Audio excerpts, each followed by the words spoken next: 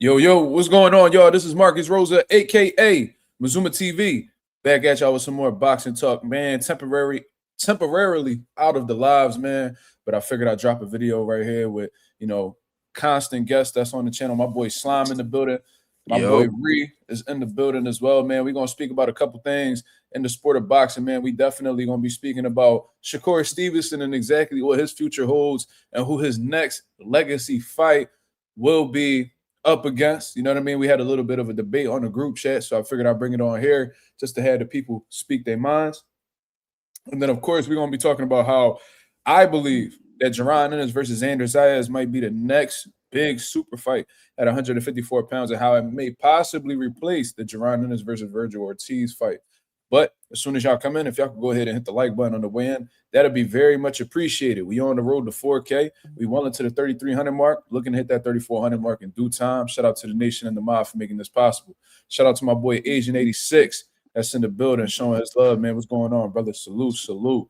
You see what I mean? And for those of y'all who's not in tune with the live, not the live, the video, y'all be seeing it on YouTube shortly. You feel what I'm saying? But how we feeling today, y'all?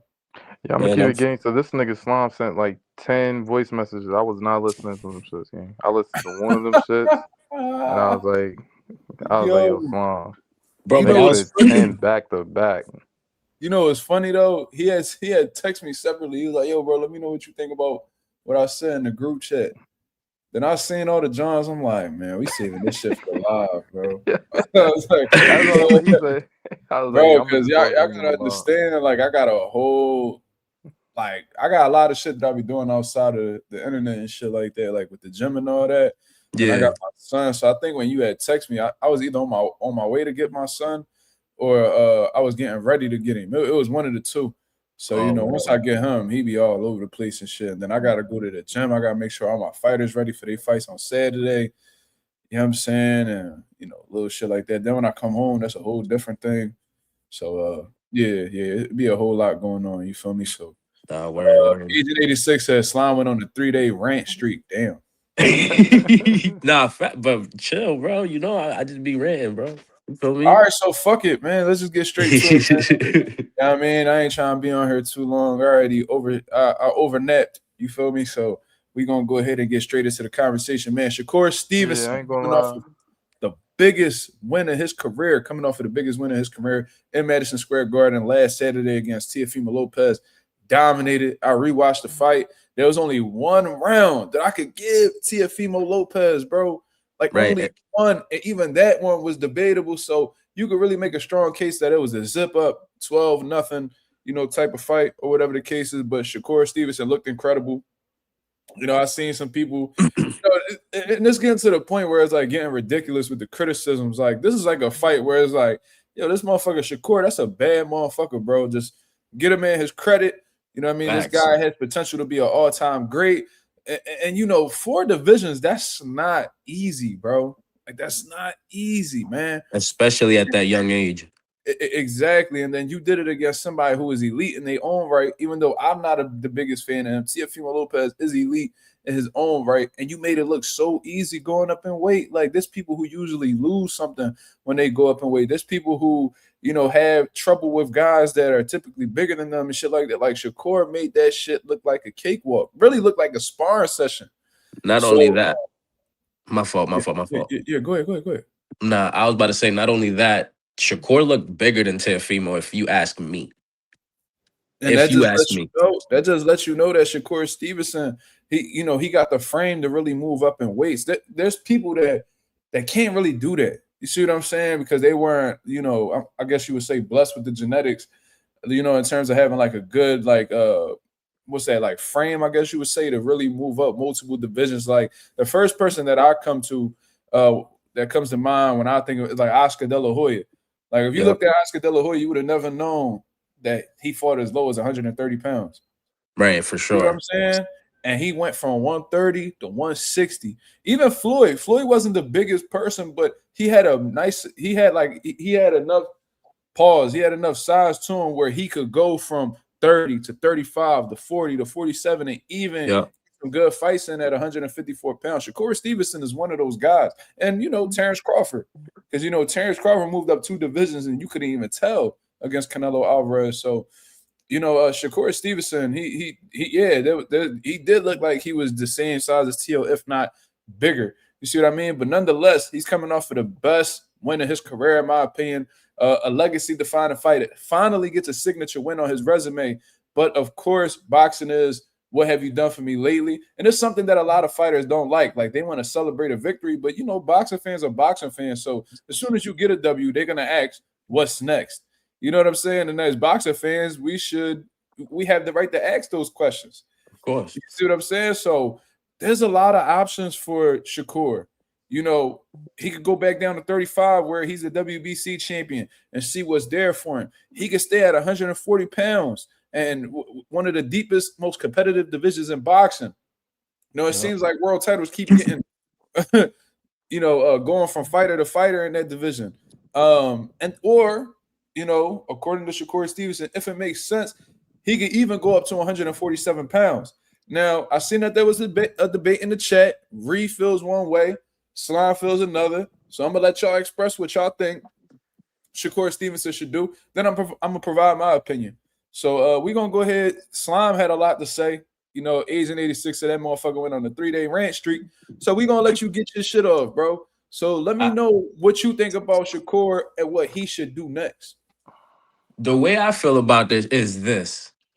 If you sat there and made arguably the toughest fighter in that division look like nothing, I feel like either one, you should stay at that division, see what you could do up there, or in due time, if you do stay there, accumulate to that division, and if you do decide move up and fight Devin or fight whoever in that division of 47, whether it be a Conor Benn or Ryan Garcia, Mario Barrios, whoever. Feel me? And see what you could do up there. You feel me? That's how I feel about the situation. You know what I'm saying? Yeah. I thought you was a bit more long-winded than that in the group chat. You want to add on to something or you done? Nah, because I a lot of people's gonna say, oh, he don't got the frame for it, he don't got this, he don't got that. But clearly he looked a lot, not a lot, but he looked bigger than Teofimo Lopez in that fight. Beat the dog shit out of Teofimo. So I don't really want to hear, oh, he's small. Oh, woo, woo, he should go back down to 30. You've seen how that done hindered fighters in the past, going up in weight, moving down. It's not a lot of weight, but it's a lot in boxing. You feel me? Making the weight, having to make that weight, like, is to me, it's a no-brainer. You should just stay at that weight. You already got a belt up there. You took it from the man. Why vacate it and let somebody else? You feel me? Like, nah, do what you do, bro. Dominate up there. So you feel like he shouldn't even consider going back down to 35. That's what you're saying. No. Vacate that belt, bro. Cause what is, like, other than the champions, which to me, number one, Abdullah Mason's not ready to fight a Shakur Stevenson. Who else is champion over there? It's not Floyd. Look like Kid Austin about to rumble for Tank's vacant title. Who's he about to fight for that? He might fight Lucas Body. They saying that Lamont might intercept that fight from Lucas Body. So it's either gonna be Lucas Body or Lamont Roach. Kid Austin gonna fight for that vacant WBA. You also got Raymond Mortataya, who just beat Andy Cruz. Yep, Raymond Mortataya. And then you got Abdullah Mason. So you got Abdullah Mason, you got Raymond Mortataya, and then you got the WBA that's vacant. But Schofield might he eventually, since Tank getting into his little legal troubles and shit like that, Schofield gonna end up fighting either Lucas Body or Lamont Roach for the title. Yeah, to me, those fights are gonna be cakewalks for Shakur. I don't even see the point in that. Let them do that at their division, bro. Forget about a Tank fight. That man is to me, Tank's scared of losing. He don't want to fight you, bro. I'm calling Tank a duck all day when it comes to Shakur and Devin and whoever else. Like, bro, even Lamont Roach, bro, he's ducking that. He's all set to me. Like, fuck Tank. But Yeah, man. I feel like Shakur should just stay up there at 40, get it popping up there with Hitchens. I know they're close friends, like whatever, but bro, it's business, it's boxing at the end of the day. Just get it on. Okay. I mean, that seems pretty sensible to me. Reed, what you think? You a big Shakur Stevenson fan. What you want to see out of him? You think Slime tripping? Yeah, I think Slime tripping. But All right, talk about it. this is what I think. So in my case, I think Shakur, the ball is in his court now. Like I think my son controls the traffic. So he really can kind of do whatever he want right now, and whatever makes sense to him is gonna make sense. I never really looked at Shakur as like a large nigga or like a oval, like a weight bully or anything. I looked at that nigga as always like a naturally small man, because every time after weight or after the fight, he never blows up. You know what I'm saying? That nigga face never gets fat, body doesn't really get out of sorts. So I know that nigga's really walking around kind of where he weighs in. And like Mark said on live before, my son eats steak the same week of the fight. You know what I'm saying? So he really doesn't, but and my thing is like right now that fight cemented Shakur as like the new superstar, like the new, you know what I'm saying, face of town. So he could really fight a nigga and the shit gonna go stupid. I think right now the biggest fight for him is Lamont Roach. If Lamont Roach beats or gets the fight with Kid Austin and wins and gets that WBA, that's a unification fight.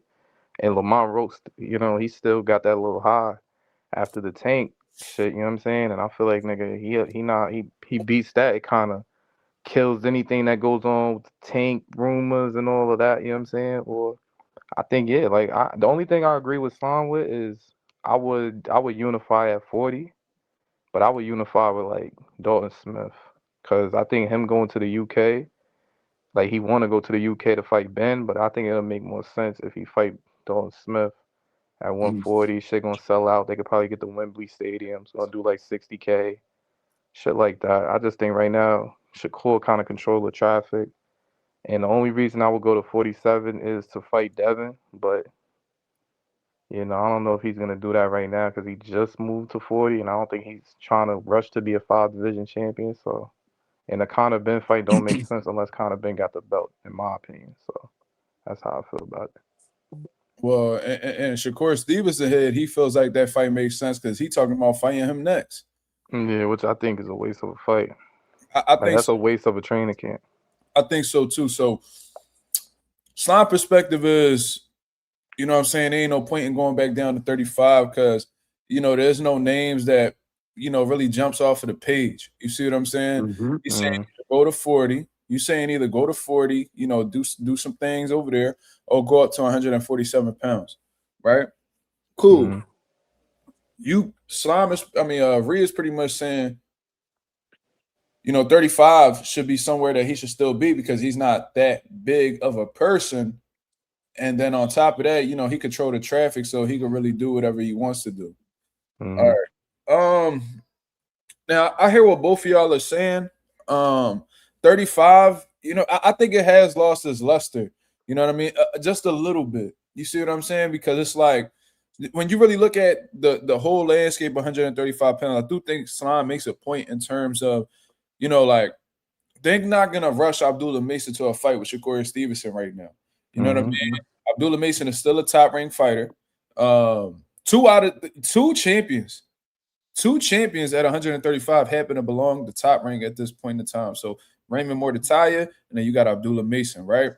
So considering the strained relationship that top rank and Shakur Stevenson have at this point in time, are they going to be willing to have Shakur Stevenson face either one of those guys? Now you could be like, oh well, Teofimo Lopez is a top ranked fighter.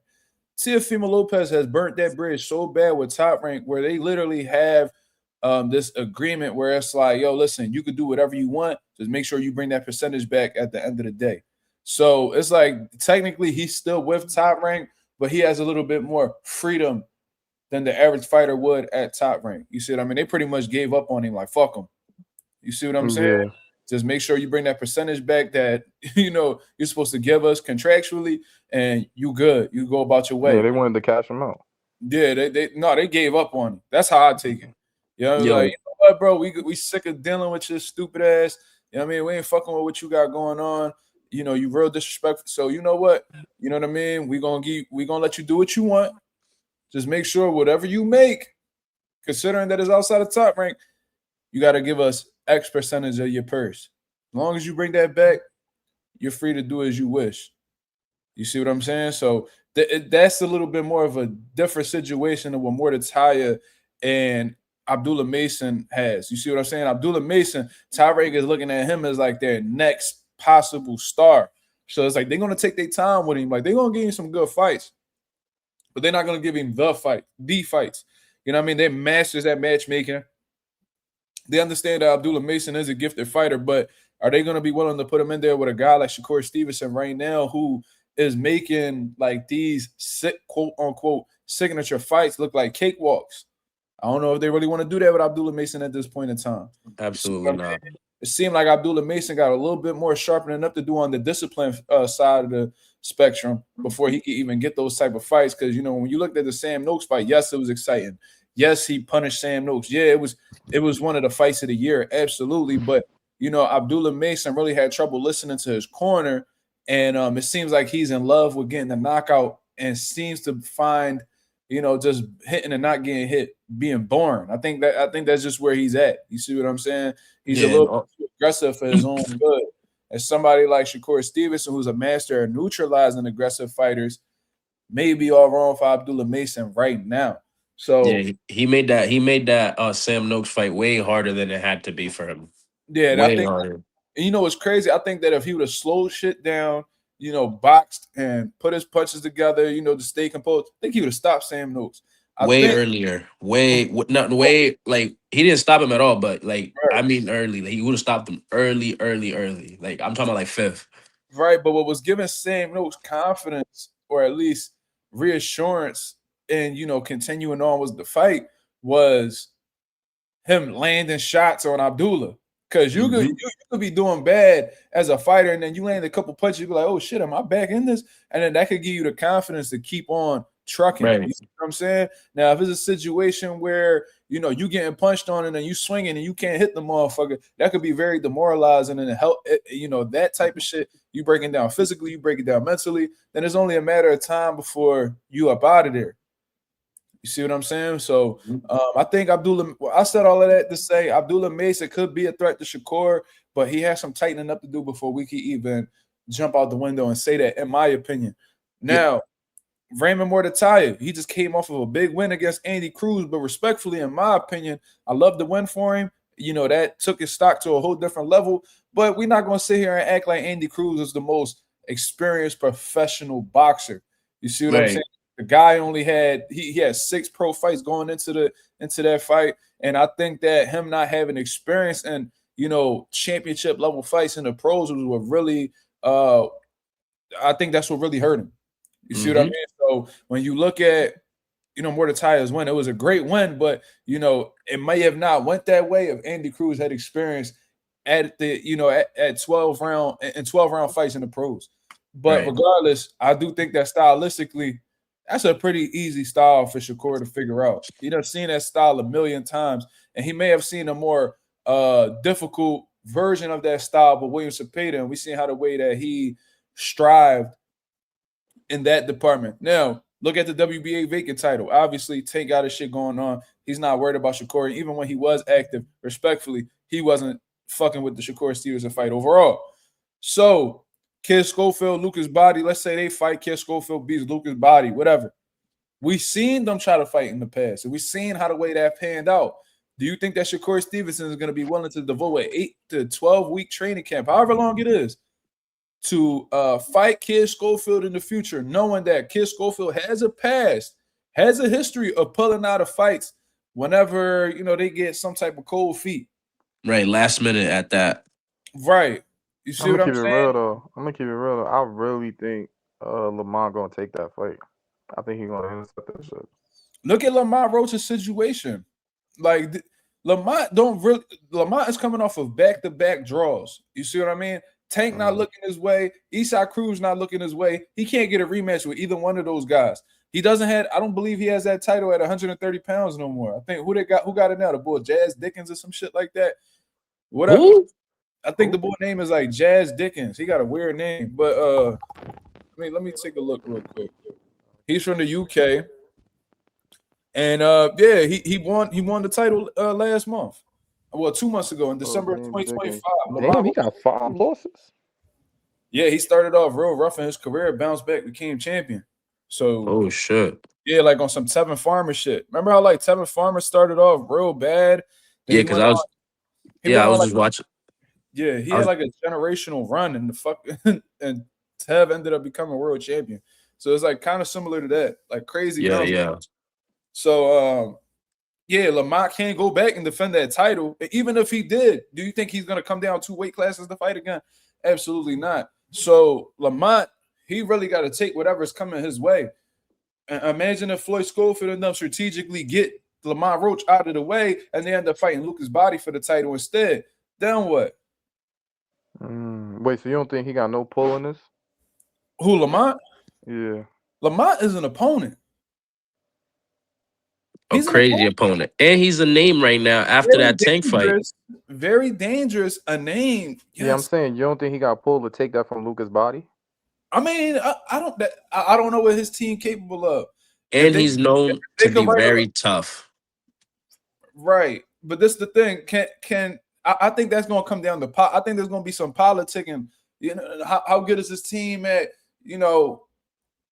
talking to the right people to get some shit moving? I don't know. Can they move Lucas Body out of the way? Lucas Body been waiting for a little while for his opportunity, man. Word? I mean, yeah, he been waiting for that Floyd Schofield fight for a minute. He been waiting for that position for a while. And Floyd Schofield, they've been waiting too, and they've been anticipating that Lucas Body fight for a while. They was actually supposed to fight, but I think Floyd Schofield pulled out with an injury. So yeah, I don't know. Maybe Lamont could be like, yo, listen, like, yeah, I mean, the WBA be trying to move money hungry, so I don't see, you know what I'm saying? It would make more sense. Yeah, that's what I'm saying. I think it's gonna come down to how well his team could, finesse some shit. Maybe. I think that would be the biggest fight at 35, Lamont versus Shakur. Like Shakur, you know what I'm saying? And he was supposed to fight Lamont before he was gonna fight Teo, but the Teo opportunity was bigger and it made more sense. So let me ask both of y'all this. Shakur Stevenson, right? Which one do you think makes more business sense for him? The Lamont Roach fight, which could definitely do some numbers in the US, or him versus Dalton Smith in the UK? Him versus Dalton Smith in the UK. All right, but easy. hear me out with Dalton Smith, right? Yeah. I think it would go stupid if they could get the fight at Wembley. But it's like, how do they know Dalton Smith could even put asses in seats? I'm going to tell you why this is going to put asses in seats, though. Because we could just, I'm saying Conor Ben's going to, because he did it before. You know what I'm saying? So, Dalton Smith, I don't even think I don't know how much notoriety. See how many motherfuckers Dalton Smith had in New York, though? He had a lot of people. I ain't watched the fight, so I don't know. That motherfucker Dalton Smith had them UK niggas. Oh, he had some people out in New York. That's all I know. I don't know the exact number.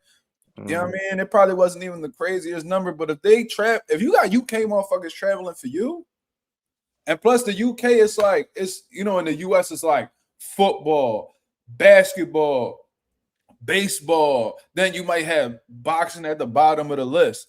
And the UK is literally soccer, boxing.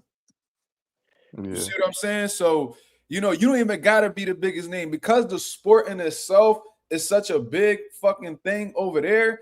They don't give a fuck who it is. And I'm gonna say this: they support their own fighters crazy over there, no matter who the fuck it is, especially if they have a belt. You want to know how I know it's gonna sell tickets though? Because Shakur going over there. Right. I was just about to say that too before Reed cut me off. No, so it's like, if they figure out, oh shit, like Shakur Stevenson, one of the best fighters in the world, coming to fight over here against one of our guys, oh yeah, we over there. And also this, Shakur has a belt at 40. Dalton Smith, that's a unification fight right there, bro. That's bread. But Lamont is also a unification. No, it's not. No, it's not. That's if he wins. That's if he. Go. Yeah, but like right there, you're spinning a hypothetical because that's if he even beats. That's even if he gets the Kid Austin fight and even beats Kid Austin. You know what I'm saying? You don't know what Yeah, happens. He's boxing, bro. Kid Austin could wipe him. I know, Feel but me? You don't know I'm that. look. No, that's a fact. I'm But looking at it from a standpoint though, gang. I don't think Shakur's rushing back to fight. Like I don't think Shakur gonna probably fight until like shit, damn near August, September. I'm gonna be honest. And I think if shit plays out, Roach and Kid Austin probably that shit. If he can intercept that fight, I think Shakur gonna sit back and try to see what's going on. He's gonna sit back and see all of the movement. And I think Don Smith got a mandatory against Pitbull, so I think he's oh gonna play. shit. He's gonna play and he's gonna literally sit back, see all the cards that he's dealt with, and I think he's gonna make the business decision on what's gonna make him the most income. You say I think Esau Lamont Cruz makes the in line most sense. with Like US wise, Lamont makes the most sense if I'm that gonna comes to fruition. I'm gonna say this. I'm gonna say this. Wait, I'm gonna. Islam. You said Esau Cruz. Esau Cruz is a WBC interim, right? Mm-hmm. Man, Dalton Smith gonna box the shit out of Pitbull if they fight. He might stop him. No, I I don't don't think think he's gonna Dalton, I stop think him. Dalton gonna box circles around that motherfucker ball. But anyways, go ahead, Islam. My fault. Bro, I was gonna say this. I was gonna spit a crazy hypothetical. I'm gonna say this. Like this, right? Boom. This nigga Richard Sanchez has a fight coming up against Oscar Duarte, right? If he beats Oscar Duarte, right? Mm-hmm. I'm thinking that he might shoot to fight Dalton Smith. And I'm gonna say this, Dalton Smith might agree to that. He might say fuck it.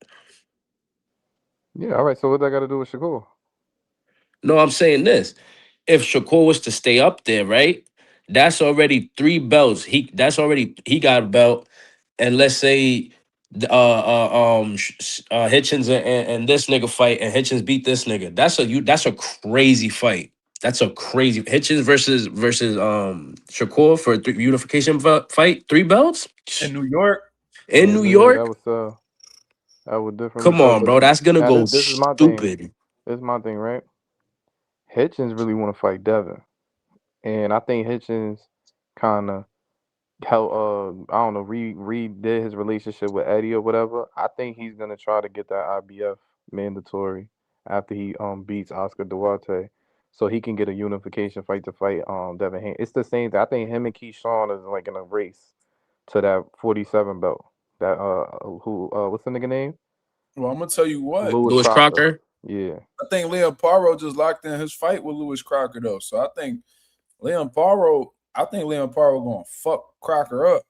So I Oh, think, her? yeah, 'cause I think Crocker. So this is the thing. Let's say Leon Paro beats since we talking hypotheticals, let's say Leon Paro beats Louis Crocker. The Yeah. fuck? You just gonna go up and fight Leon Paro again and take another belt yo, off? I was just thinking that smart. I was like, Bro, damn, Yeah. rematch. don't nobody want to see that shit. I promise you, we don't. You Yeah. ain't about to win both titles off one nigga, bro. Yo, that's some evil shit. Yo, that's some evil shit. Yo, Yeah, that's some that's weird shit. I ain't that's gonna some. give you no credit for that neither. Fuck out of They here. gonna look at that nigga like the smartest dumb nigga in boxing. Yeah. Leon Paro would be stupid to fight the nigga again. He's like, I That's can't. what I'm talking. That's what I'm talking about. Oh, I ain't even. Yo, yeah. I'm like, yeah. Paro get that strap. Yeah, it's not rematching Hitchens. I mean, is that his call though? I Oh, mean, listen, that's up to I mean, Eddie. it ain't the IBF mandating.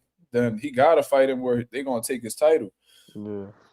But yeah, from what I was reading, and I could go confirm this real quick. Nah, I think you're right. I seen something. I seen that on Twitter, but I don't know if it's confirmed. Like they like, oh yeah, they rumbling next. It says they're gonna fight in Australia. What? Wait, ain't Lewis Crocker from the UK? It says Louis Crocker to defend. See, the Ring Magazine put this out a few hours ago. Louis Crocker to defend IBF welterweight title versus Leon Paro in Australia. Damn, Leon Paro got a fire ass team to be able to bring a fucking That's champ. what I'm saying. To bring a challenger fight to. I think his team won the purse bid though. So yeah, No Limit, I think, which is Leon Paro's team, I believe, beat Matchroom in the purse bid. You feel what I'm saying? Because And you know, whenever a motherfucker win the purse bid, if they from Antarctica, that they want you to fight over there, that's where you gonna have to fight. You see what I mean? So Shit. it is what it is. Wait, how do you win a purse bid? Well, how the way it goes is the sanctioning body will mandate the fight. So let's say you're my mandatory in the WBC, and we they give us like a certain time frame to agree to in a fight. So let's say, oh, we're gonna give you guys 30 days to come to some type of agreement. If y'all don't come to an agreement before then, it's going to a purse bid. So 30 days goes by. 30 days goes by and nobody reaches an agreement, right? We can't agree. So now they pretty much putting our fight up for auction. Like, who wants to buy this fight? And it literally anybody, any promoter could buy the fight. It could be a fucking promoter from Tennessee. It could be a promoter from Russia, the UK, wherever. And whoever I get it. Yep. Whoever is the highest bidder gets the rights to the fight. So it seemed like Liam Paro's team outbidded Matchroom, Eddie Hearn. So because they had the rights to the fight, they literally dictate wherever it goes. And there's nothing that anybody could do about it. Yo, let me ask you this, right? So did Liam Paro and Hitchens fight go to a purse bid? Because that joint was in Puerto Rico, and neither of them niggas is Puerto Rican. Nah, that was a date that was already reserved. I think what I personally believe happened, because that was a Matchroom fight.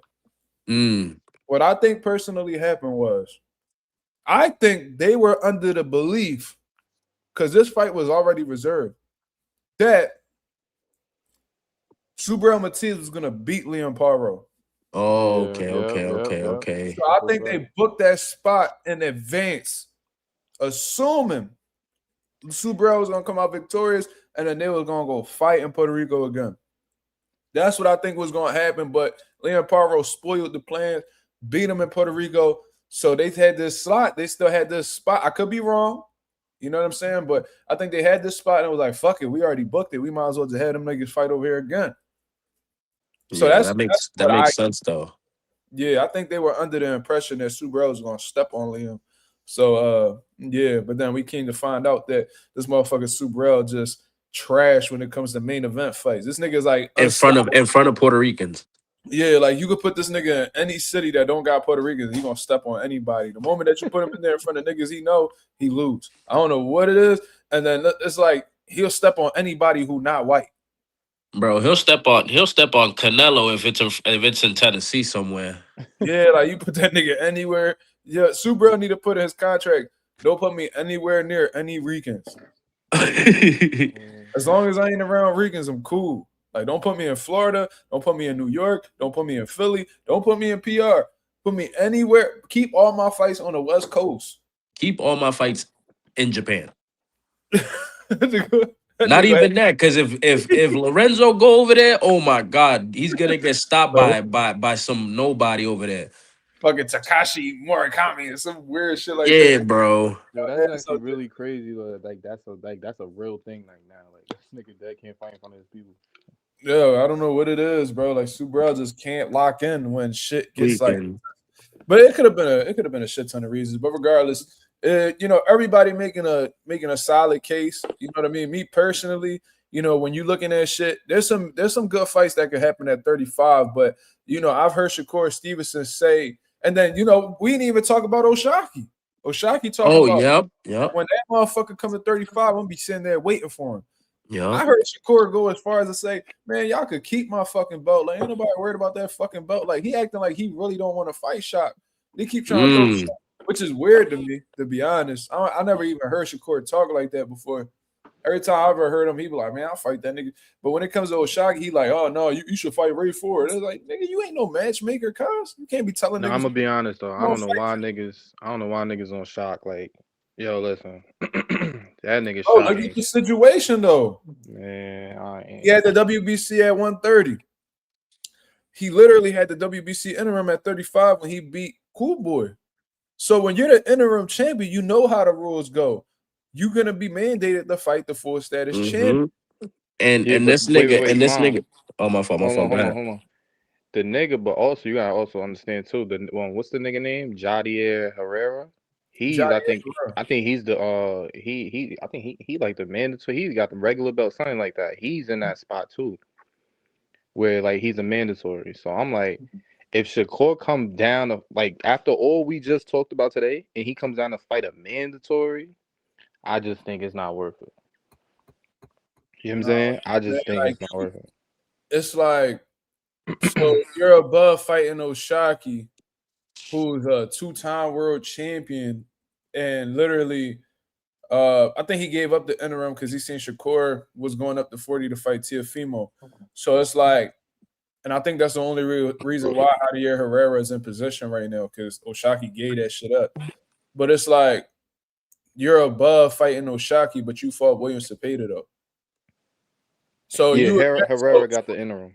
Right, but that was only because Oshaki gave it up, and Javier Herrera fought for it shortly after the fact. In a fight where I heard he got dropped and all types of shit. Yep, he did. I seen it. Wait, what? Yeah, I seen that fight. He's ass. Yeah, he's ass as fuck, bro. He's corny, bro. Like I heard he just got power, bro. Nigga, that's Shakur Stevenson, bro. Yo, I'm gonna tell you this. Shakur, with the performance he just put on Teo, he is going to stop Javier Herrera in the worst way. Oshaki, how about Oshaki fight Javier? And I bet you Oshaki beat the dog shit out of He Javier. goes, bro. Oshaki gonna record his first knockout in like 77 years. That's fine. I never watched the Javier nigga at all. That nigga's trash, bro. That's a waste of time, bro. Bro, he's garbage as fuck. Oshaki, I don't even know who he fought. Nigga, Oshaki would leave Earth. Like that like fighting Javier. That nigga will go to a whole different dimension. They gonna be like, yo, this nigga Oshaki, like he really like the best fighter in the world. Yeah, like, they might gas that nigga up. Bro, oh my god. Oshaki was icy, bro. Like super. They'll be like, oh my god, Oshaki will stop Tank one punch. Yeah, first round. First second. Yo, let me ask that nigga. Huh? The recency bias behind that fight will be crazy. Yeah, because they trying to rip on Cool Boy. Like it's crazy how they move. They really trying. But let me ask y'all niggas a question though. Go ahead. Why niggas don't give Ray Savage no chance though? Like at 30. Little motherfucker could fight. That's why. He's high risk, no reward because I don't think he had a belt over there. Nah, he had a belt at 26. He had a belt at 26. And this is the thing. It's like yeah, I know he had a belt at 26, but I'm talking about at 30. To this day, Raymond Ford sparred in my had 3 fights at 30 though. Right. I think his last fight was against Abraham Nova. Yep. So and that wasn't the best performance neither. He actually did really good. But to this day, out of like people that I've seen in person, he sparred one time in my gym. He's one of the best fighters that I've ever seen in the gym. You see what I'm saying? Very, very talented. He got all the tools, but it's like he's an up and down type of fighter. But in terms of him getting like opportunities, I don't know why. You know, that's something that that need to be asked by Eddie Hearn. Eddie Hearn is the one that is the one that pushes for his fighters to get opportunities and shit like that. You see what I mean? So yeah, I'm just like, because he got 3 fights at 30. You was champion at 26, and you have 3 fights at 130, and it's. And I'm like, I was really thinking he was gonna fight Shaq, because I'm like, he's been calling Shaq name and Shaq and I mean Abraham Nova. I thought that was like a message, because Shaq went 12 with Nova, and that was a close fight. So. I'm just like, I just want to know, like, I think Raymond Ford with the shits. I think that nigga will fight anybody. But I think he'll beat Shaq, in my opinion. I don't know, man. That's tough, bro. That's a 50-50.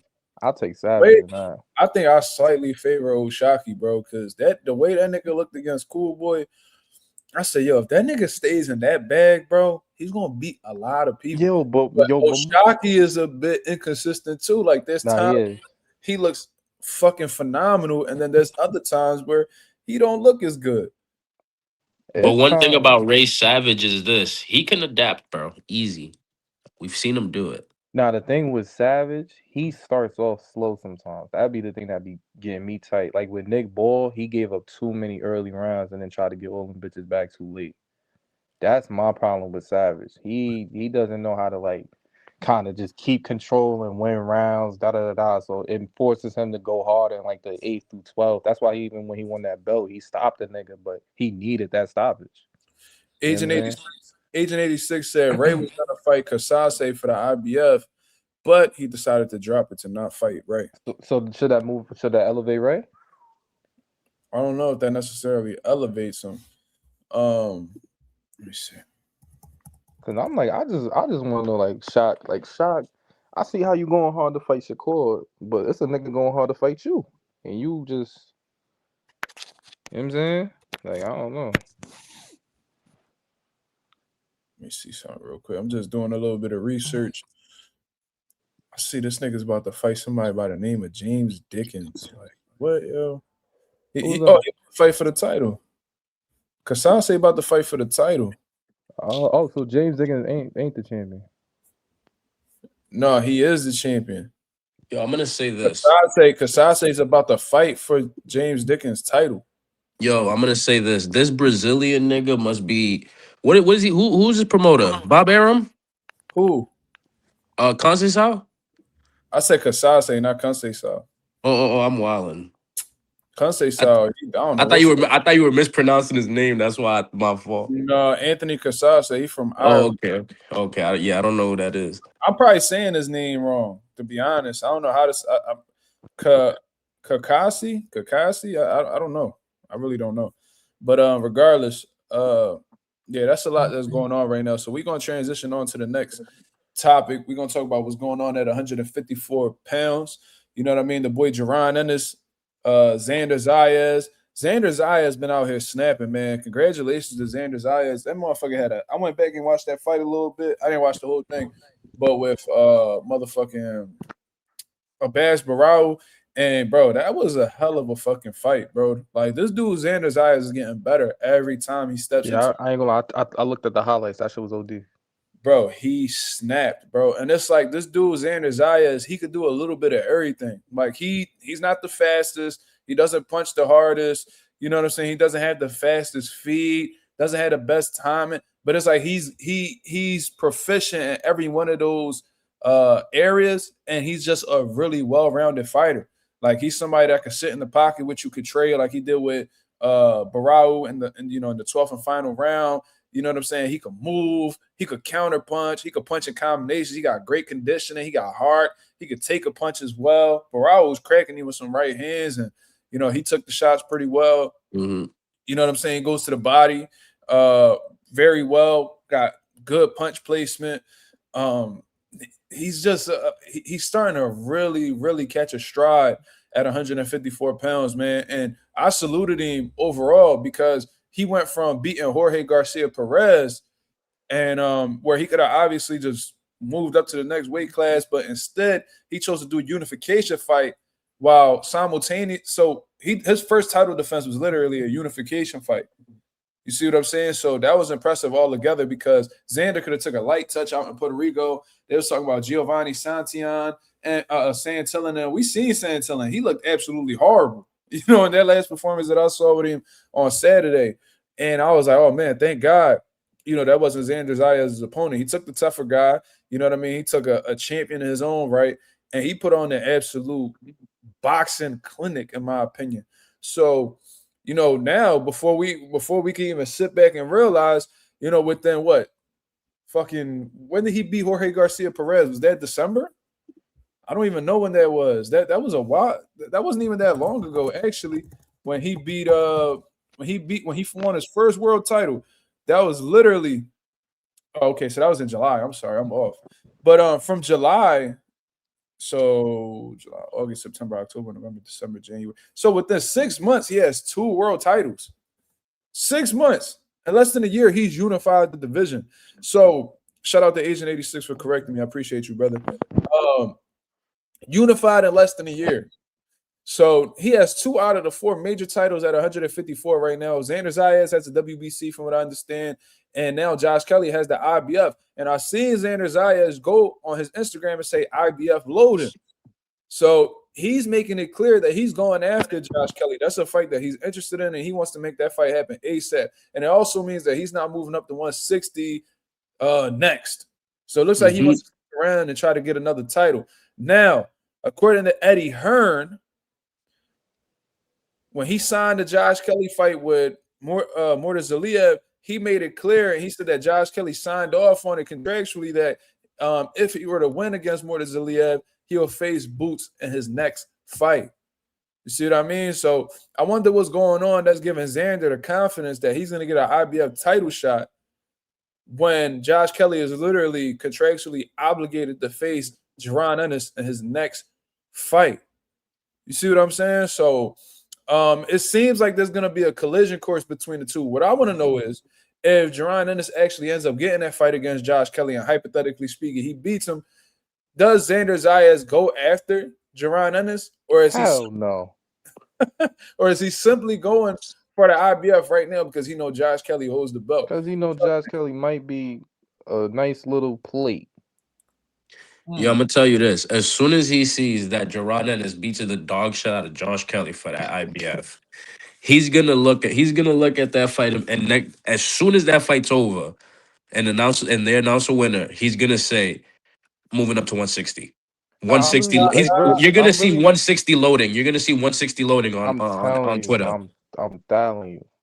I'm trying telling to you tell on you some something, real bro. shit. Niggas You don't want those do not want to problems. fight that nigga. I'm telling you, niggas don't want to Mm-mm. fight him. I promise you, niggas don't want to fight that nigga Jaron. Like, I'm seeing it, and how even that nigga put IBF loaded, and I'm like, nigga, first of all, Boots is he could mandate his WBA belt right now, nigga. You know what I'm saying? Because Well, he's the number Xander one. kind of in a little situation altogether because now he got the WBA. Boots is a WBA interim. So the WBA could wake up tomorrow and be like, yo, Boots, Xander, y'all got to see each other. Y'all got this much time to get it done. Xander going to have to bust a move. Yeah. Boots got that IBF spot locked down. He goes ahead and he gets that IBF. You still going after the IBF? Like, what you doing? Yo, you gonna see that nigga post on IG 160 load and can't wait to be great. Telling you. So I think we both under the assumption that, well, y'all both under the assumption that Xander Zayas won zero problems with Jaron Ennis. Yeah, I call niggas bluffs, gang. I think he on the same type of time in this verge. I don't think none of them niggas want to fight that nigga Jaron. But Jaron, the thing is, Boots ain't really putting them niggas, like, he ain't cornering them niggas. He not playing chess for real. What you think, Slum? Bro, I think that nigga needs to stay away. Oh no, your audio cooked, bro. Oh, that's me. All right, hold on. I'm gonna leave and come back. I can hear you now. Now you valid now. All right, bad. What's gonna call it?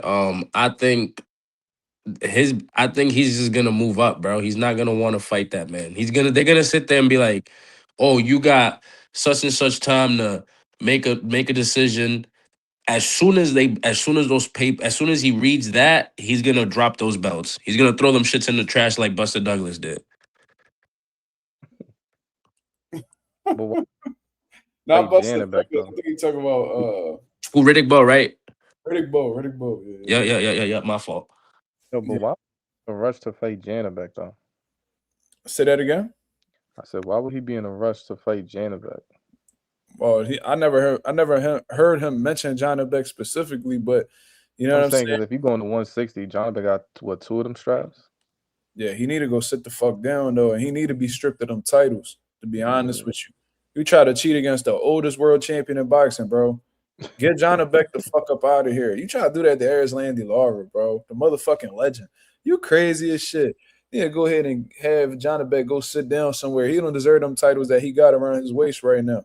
Why the fuck ain't nobody doing an investigation with him right now to see why he tested positive? That nigga test positive and everybody forgot.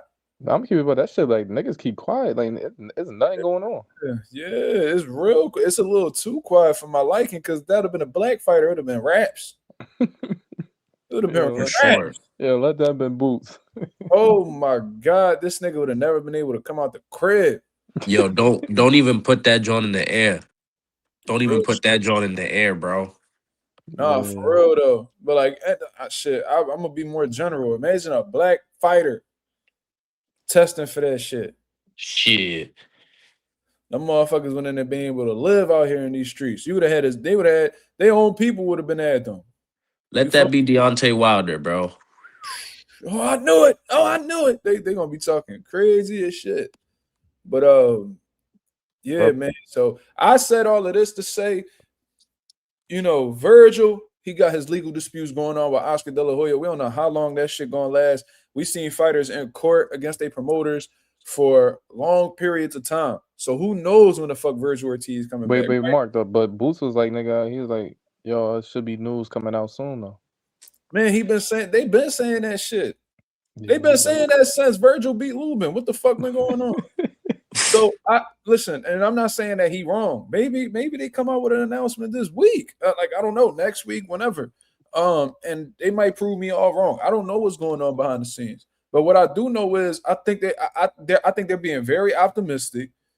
And I think when you read all of the info, when you put all the information together, that's public knowledge that we all know, it doesn't look like. I think Virgil's fighting a whole different battle right now outside of boxing.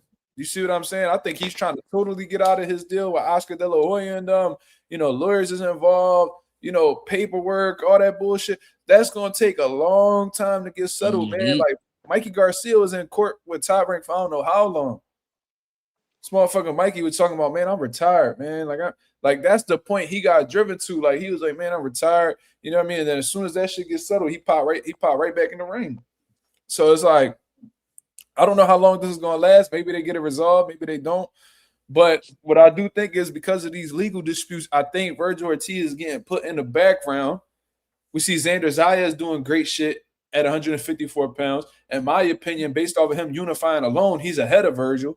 That's just my opinion. And you could really make a case that based off of him being unified, he may not be, in your opinion, the best fighter, but he is becoming the man of the division. I mean, on paper. Say that again? On paper, he's the best fighter at 154. He's the man. I ain't going to say the best fighter, but... No, I'm saying like on paper just because he got 2 of the belts. You know what I'm saying? Yeah.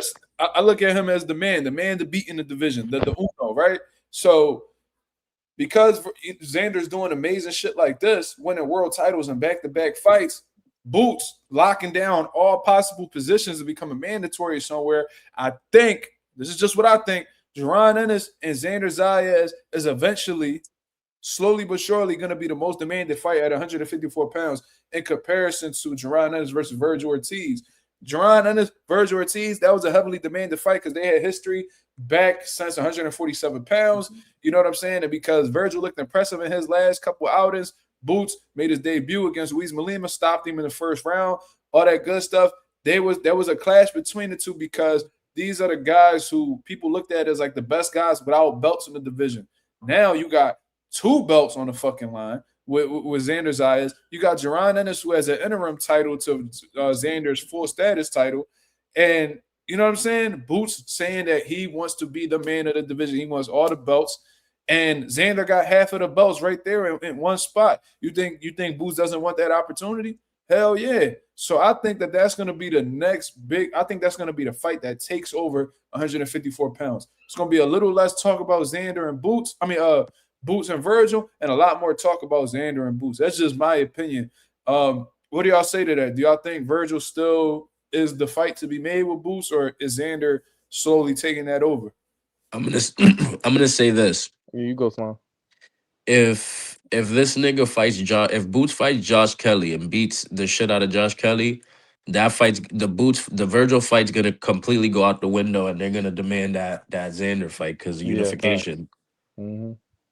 What That's a 3-belt fight, right? And then Fedor will be the last piece. I don't even think Virgil even gonna get a chance. Bro, I'm gonna tell you this: Fondora gonna vacate, bro.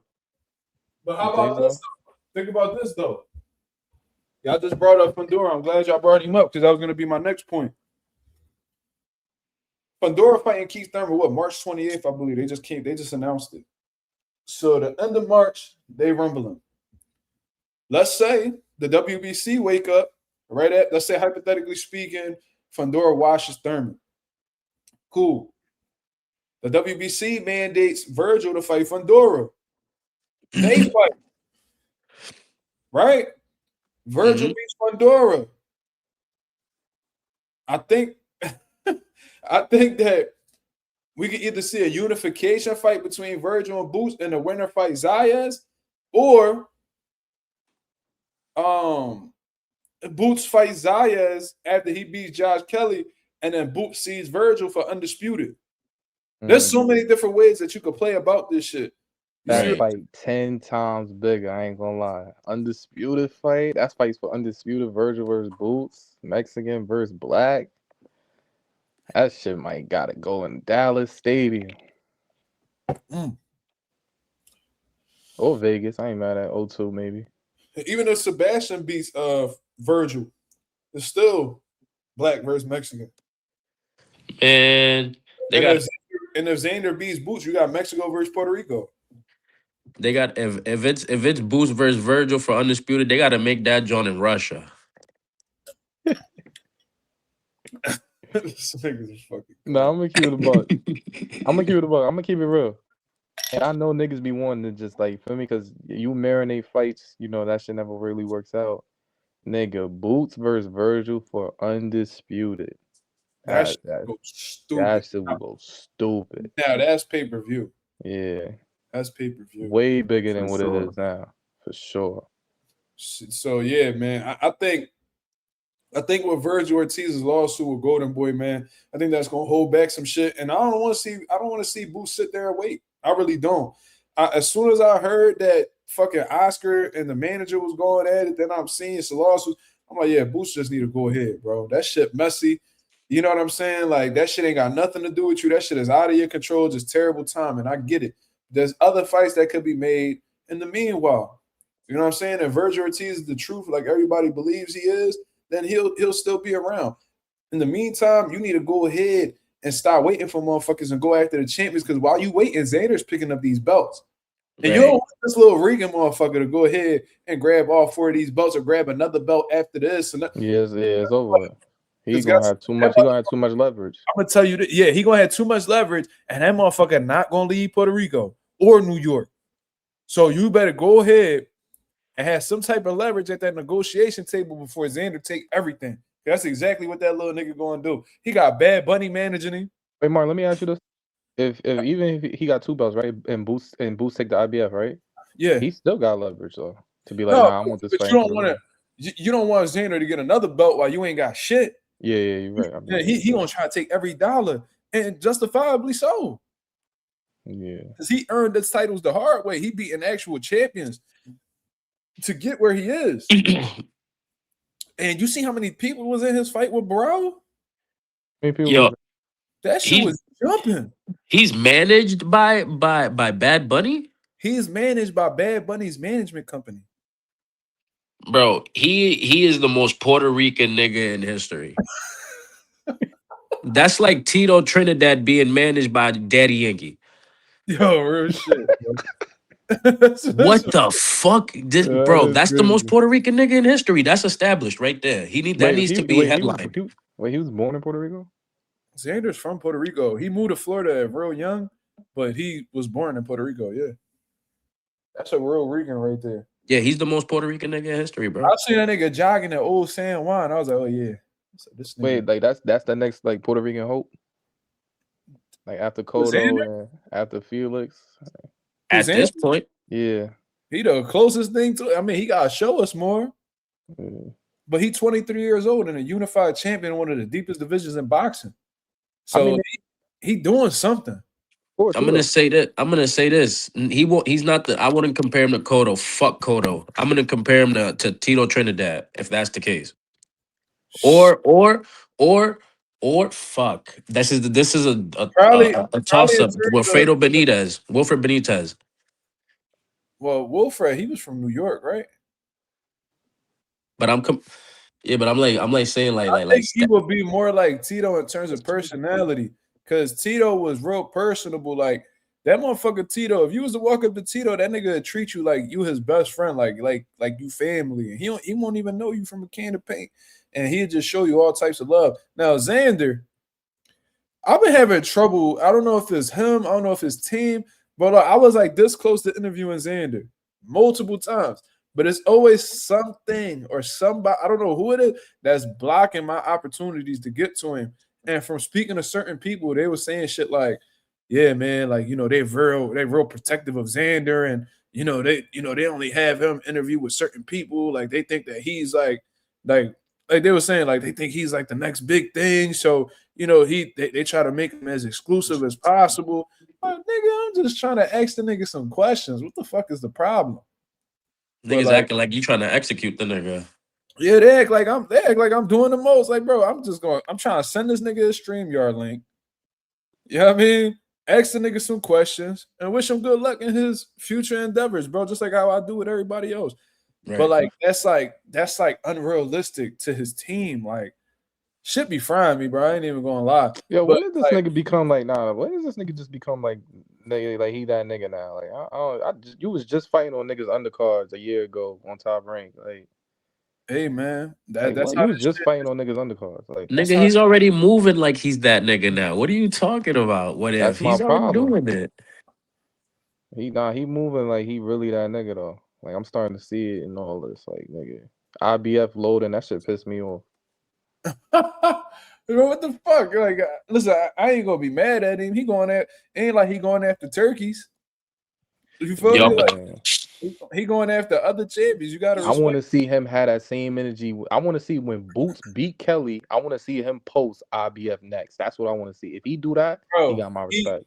Boo's gotta do something for him to do. Yeah, I mean, I agree with you, bro. Boo's gotta go ahead and just grab a title.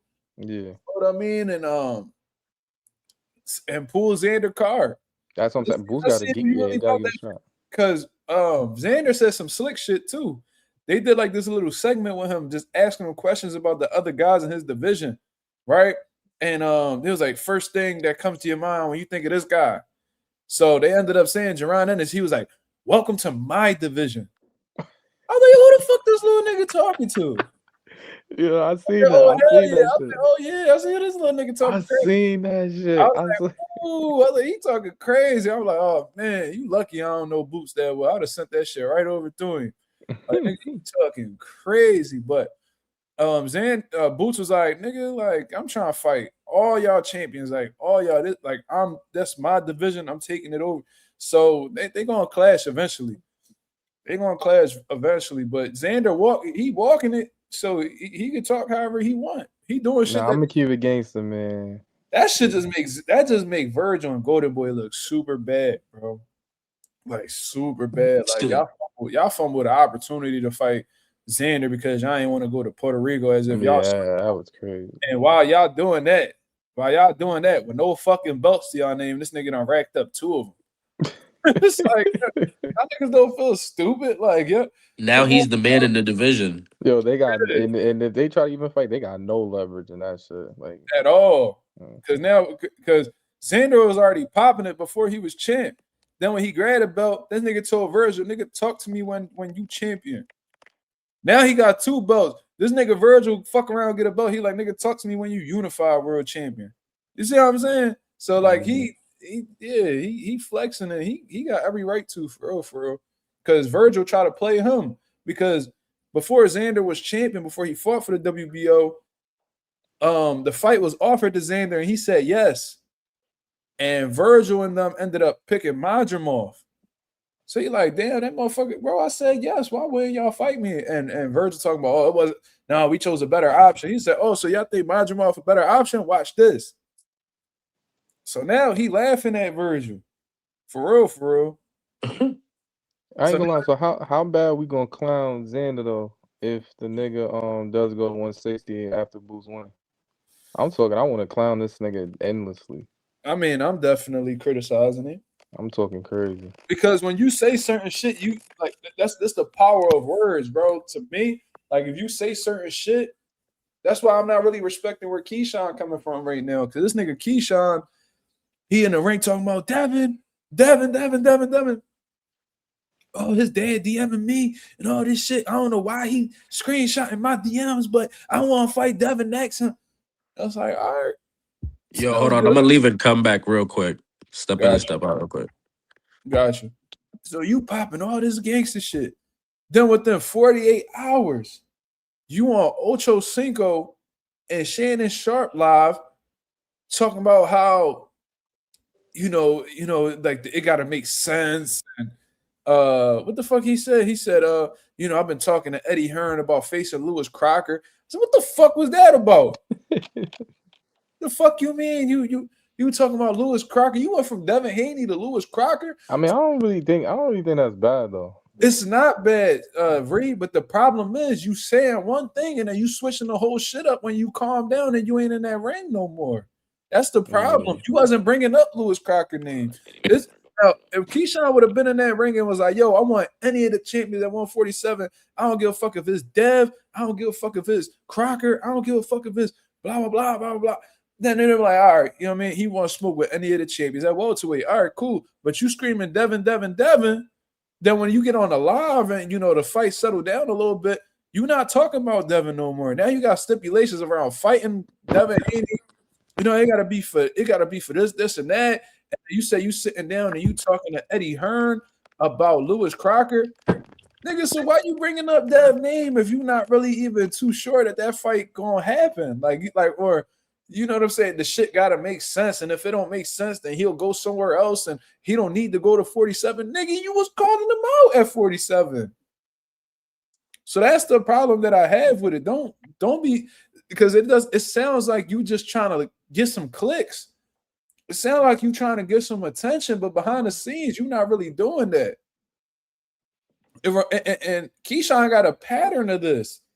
Because I remember in the lead up to the De Los Santos fight, he talking heavy to De Los Santos. He talking heavy to Abdullah Mesa. Oh, man, we can fight next, blah, blah, blah. Nigga, you miss weight and you don't fight neither one of them. Right. So it's like, what the fuck are we doing? Like, can we trust Keyshawn? Because when Keyshawn finally got some shit going on, this nigga want to smoke weed. When he got a little bit of momentum, now he drinking every day. Like, what the fuck? Like that's what I'm on. It's like this dude Keyshawn, he's very unreliable, he's very inconsistent, and he goes against his words regularly.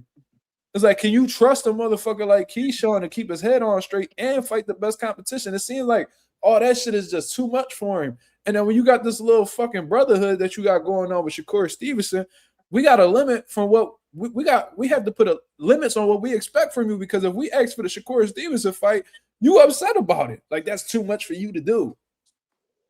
Last time he was talking about, oh, if y'all want me to fight Shakur, there is a price. 500 million each. Like, what? That's what he said out his mouth. That means he just don't want to fight. Like, they don't want to fight. He's wilding. But that nigga Keyshawn, he's such a crash out, bro. I'll still hold on to my theory that they're gonna end up beefing soon. I still hold on to the theory. So. I think Shakur, because Shakur is pretty level-headed emotionally, right?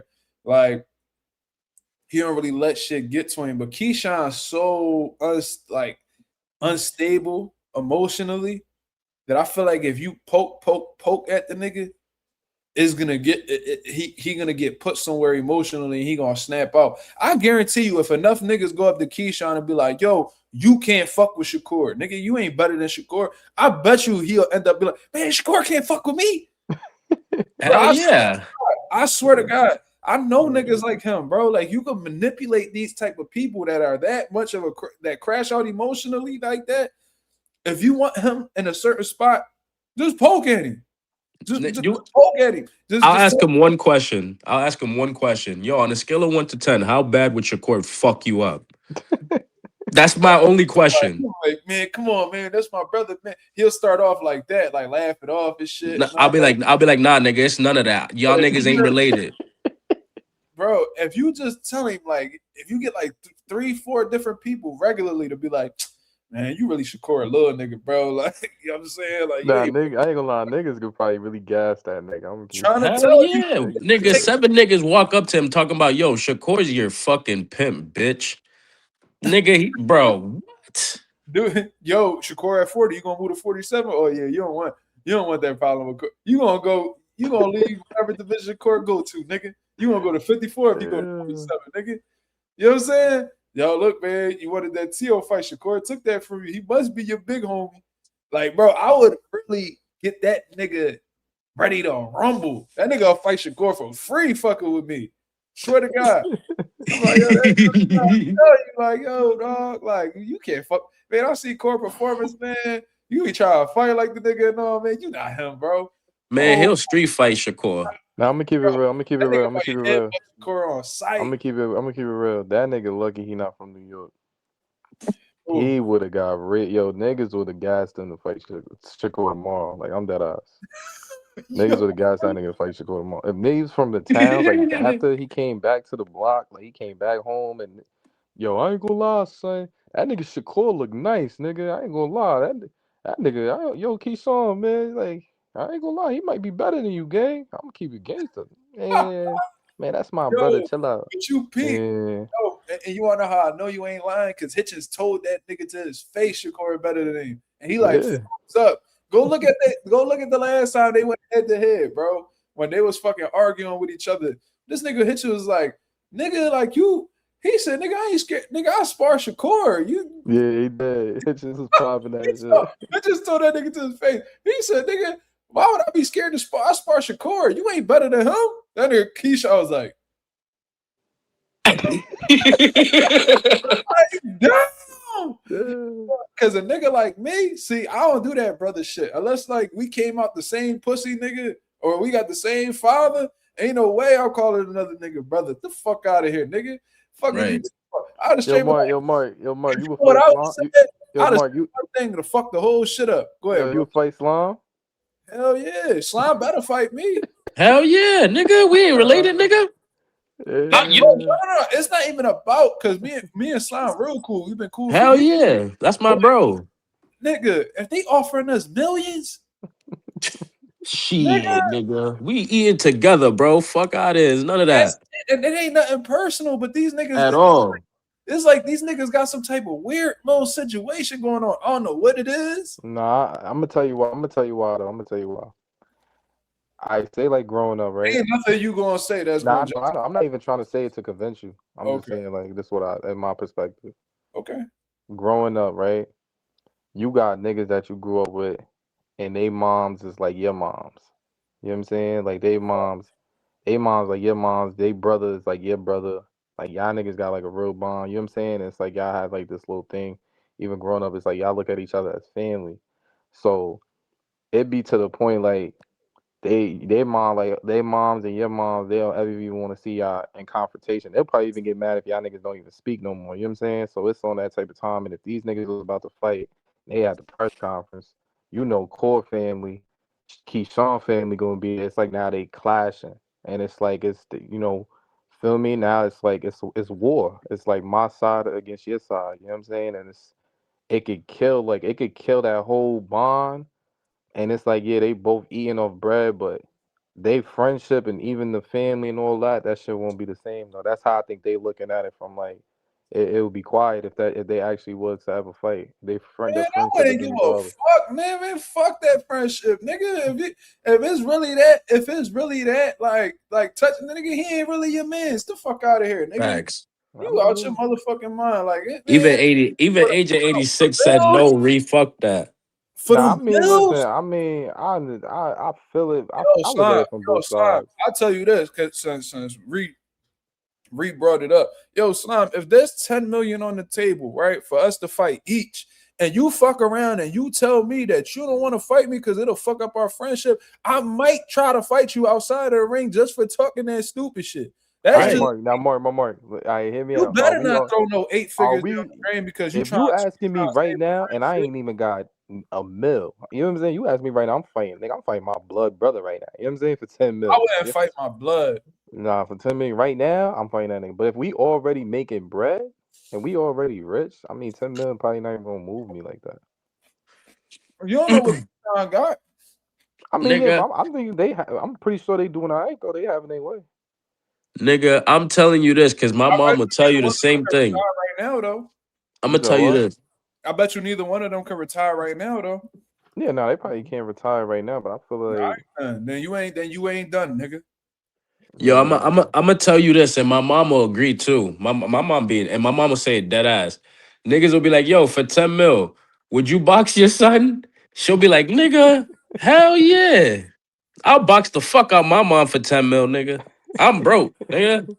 That's what I'm saying. Niggas and this nigga agent saying that shit in the comments. It's like you asking niggas that's pop. Like if you asking niggas that's pop, niggas will do anything for like some crazy amount. Nigga, Asking a what? nigga when he's already up is different. Niggas gonna have different perspectives on that. Like if me and my mans, we already getting money having our way, feel me? Like if they offering us like yo 10, 15, we already been making like at least a couple M's each fight. Like we chilling. That's Bro, not gonna really be fuck like all yo, that. like It let's sound get like it y'all on. niggas satisfied with mediocre shit, nigga. Yo, I'm gonna say this. Like to me, that mentality is why them niggas feel okay to be moving like that. That's some sucker shit, nigga. I mean it is. I love for them That niggas shit to fight. cancerous. That shit is cancerous to boxing, bro. Now you know what I mean. You know how many motherfuckers been close friends and still rumbled each other, bro.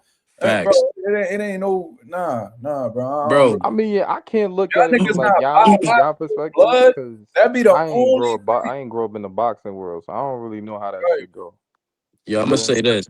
If y'all niggas not like blood, that'd be the only way I could see past that shit. Like I would never want the Charlos to fight each other, the Klitschko's, shit like that. I wouldn't want them niggas to fight each other because that's deeper than any type of money that could be made. That's Facts. different. These niggas met each other when they was well into their life. Ain't nobody trying to hear that shit.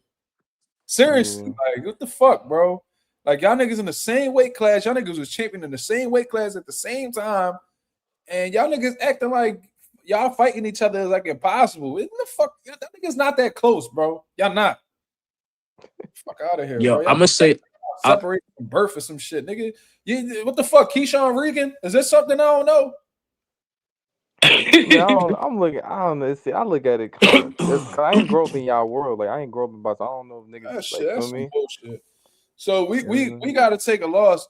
We gotta take a loss as boxer fans because y'all niggas too stuck on being brothers. Get the fuck out of here, bro. So I don't want to hear neither one of y'all niggas say that y'all the best. Y'all not. Neither one of y'all niggas. I'm gonna say I'm gonna say this like basketball for example, nigga. Like it got nothing to do with boxing, but like the Kobe and Lamelo, Kobe and T-Mac not gonna play each other in the finals because they brothers. yeah, Nah, like but basketball is different though. No, it's not. No, it's not. Nah, It's it still, is. It it's still is. no, it's not, bro. No, it's no, no, not. no. I'm gonna say this. Even though one's violent and one isn't, it's still competition, and they still got to go at odds with each other in order to come out on top. It's competition. You see what I'm saying? What we want to see is competition. We want to see the best fight the best. You see what I Right. mean?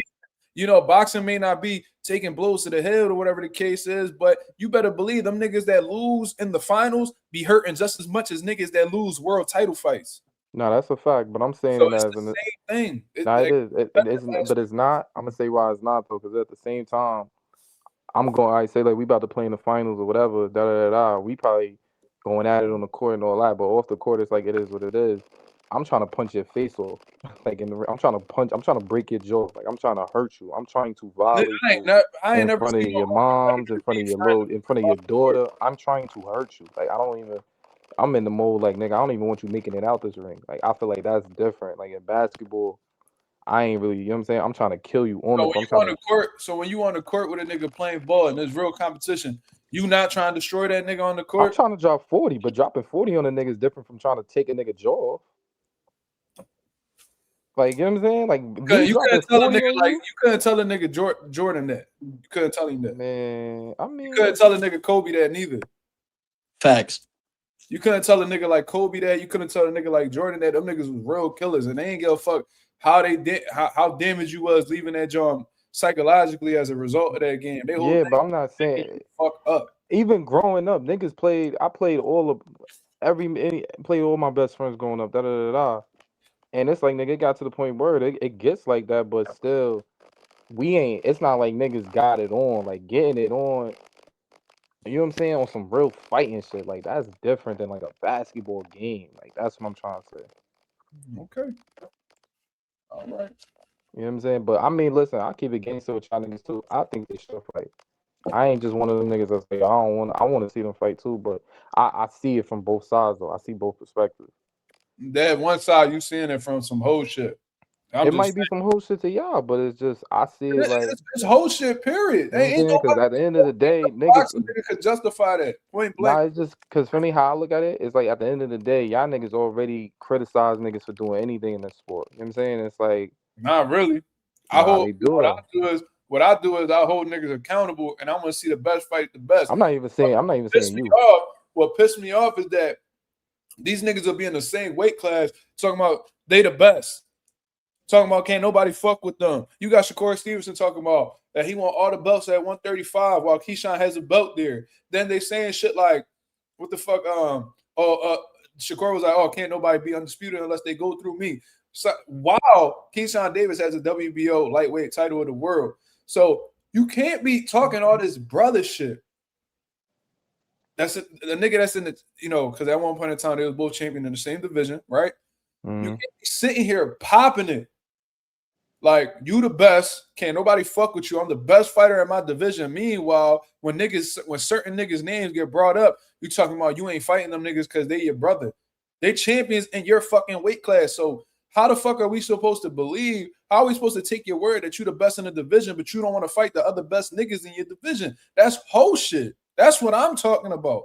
I'm not going to sit here and be a champion at 154 pounds and Boost be champion at 154 pounds. And I'm popping it like I'm the Uno at 54. Then when niggas talk about me fighting Jaron, oh no, man, like we knew each other since we were 17, man. We brothers, man. Like, cause that's whole shit. You know what I mean? You like, what the fuck, nigga? Like, so stop talking like you this best. Stop talking about you the best boxer in the world. Stop talking all this bullshit because that comes with when you talking that shit, you gotta walk that shit. So if you think you the best, cool, but stop saying you the best fighter in the world. Then when niggas ask you to fight the other best fighters in the world, now you know what I mean. You got boundaries with the shit. That's iffy shit to me, bro. I can't fuck with that. For all that, just be like, yo, you know what I mean? I'm looking. You know what I mean? Like, niggas got to rephrase their words. Stop saying that you the best if you're not willing to prove it against anybody. Simple. That's why I fuck with niggas like Caleb Plant. Is he the best in his division? No, but he wasn't friends with none of these niggas. He'll fight any of them. Benavidez, same shit. You couldn't tell a nigga like fucking Zeb Judah and Floyd was cool friends. They fought each other. All right, let me ask you this hypothetically, and I'm just playing. This is fantasy shit, not like feel me. If Cool Boy and Boots was around the same weight class, you think they would fight? Yes, Boots would step on Cool Boy. Yes, he would. Yes, he would. You want to know how I know? Because a nigga wanted to fight Danny Garcia at 47, and they was cool. They was as cool as like how Cool Boy and Boots is. Man, Cool Boy just started coming around Boots. Them niggas ain't cool like that. I could have sworn I seen them niggas like around like Boots was like, yo, I think Cool Boy has stopped in a way and all that. I was like, oh shit, I ain't seen that. You heard? Boots said he thought Cool Boy was supposed to stop. No, listen, I'm not saying they ain't have a relationship, but like in terms of them being like real cool, that shit started coming around when Cool Boy started training with Bozy. That shit ain't been that long.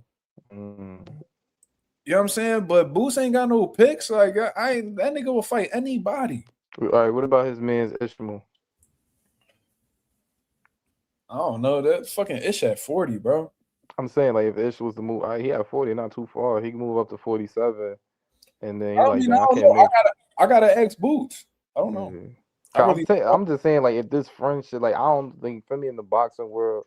Because I know how it is when niggas, we all kids in basketball, we all came up together. So we all going, niggas gonna have their bonds, niggas is not. But like boxing, I'm like, damn, you can't be friends with nobody in boxing. It seems like, you know what I'm saying? That's why they call it the loneliest sport in the world. True.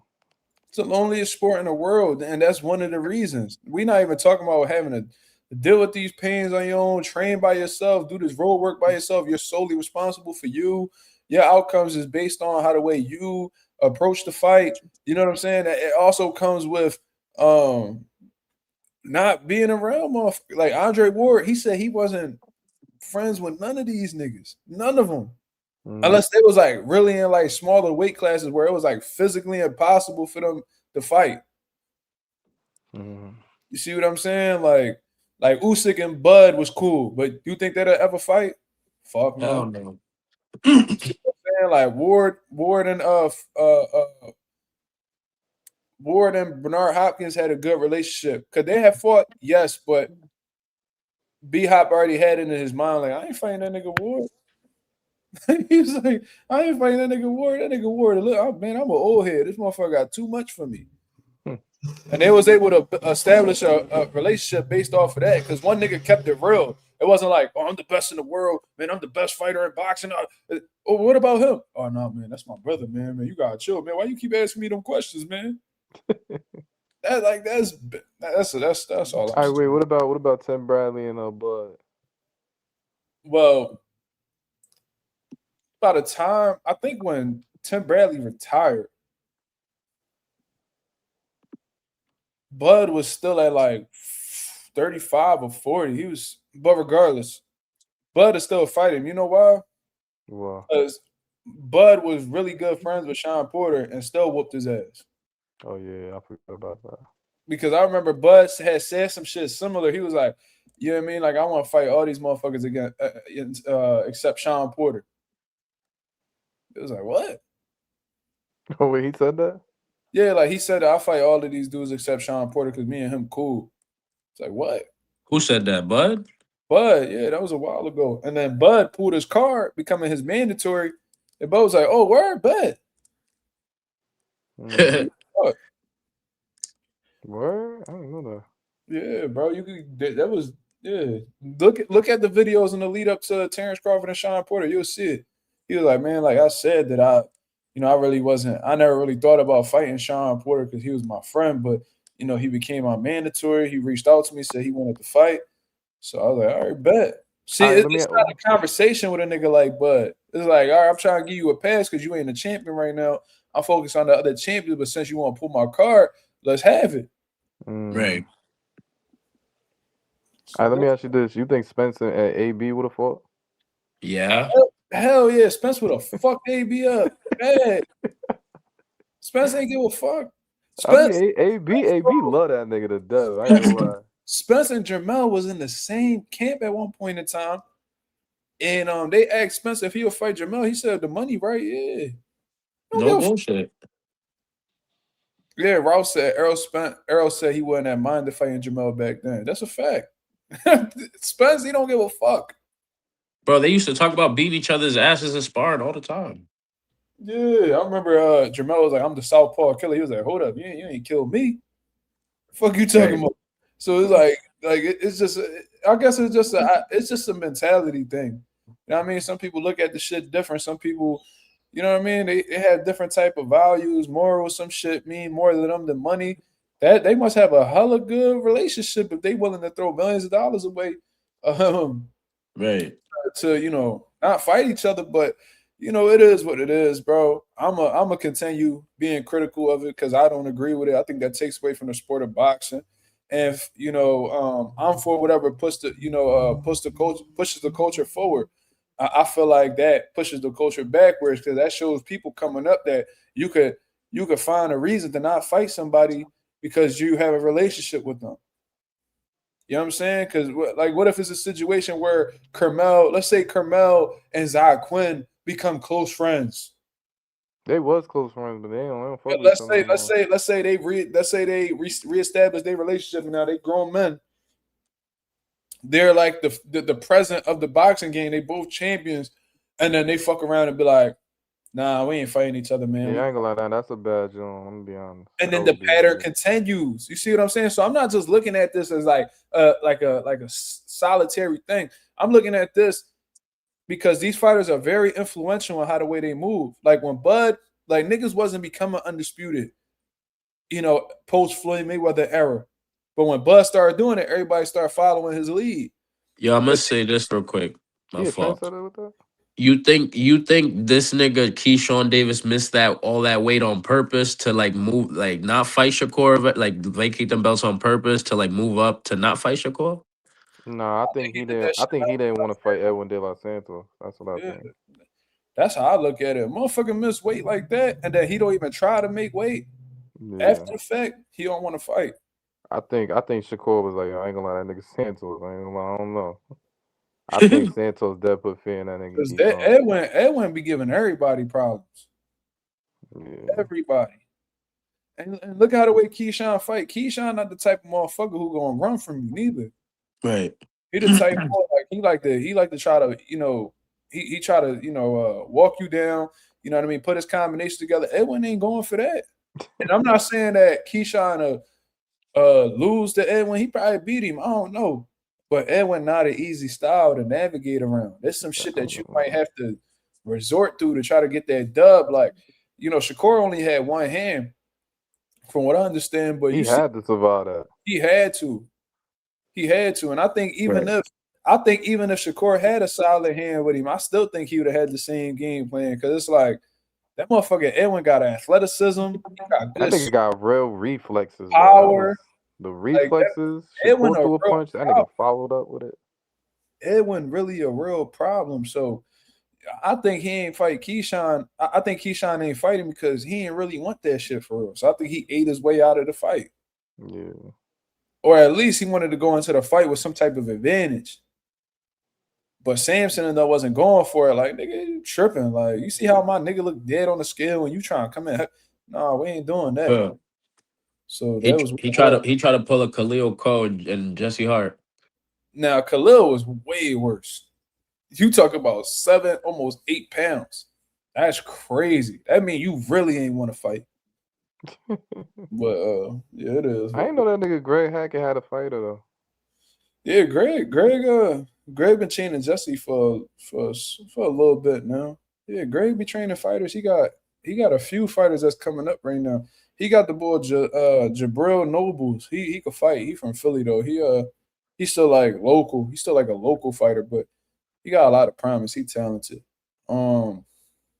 Yeah, Greg be in the gym all the time. Me and him, we like real. We got like a similar type situation, like with training and shit like that. But a lot of my guys is amateurs. And his guys is pros. He got a few pros, yeah. He got a few. But I seen Jesse Hart got like 5 losses or some shit.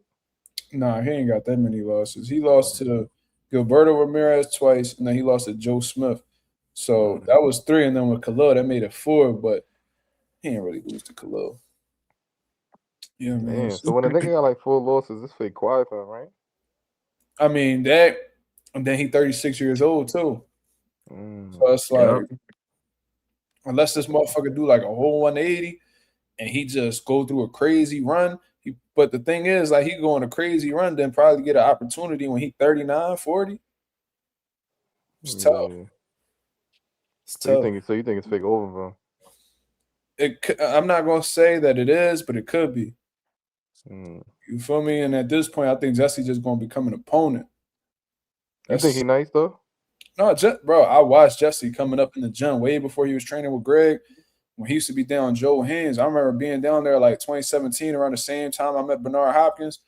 And yo, I seen Jesse like sleep niggas in the gym. Like, he was known for like fucking niggas up and sparring really bad. Like, he was one of them dudes that he was one of them dudes, if you came to spar him, you had to be ready to rumble.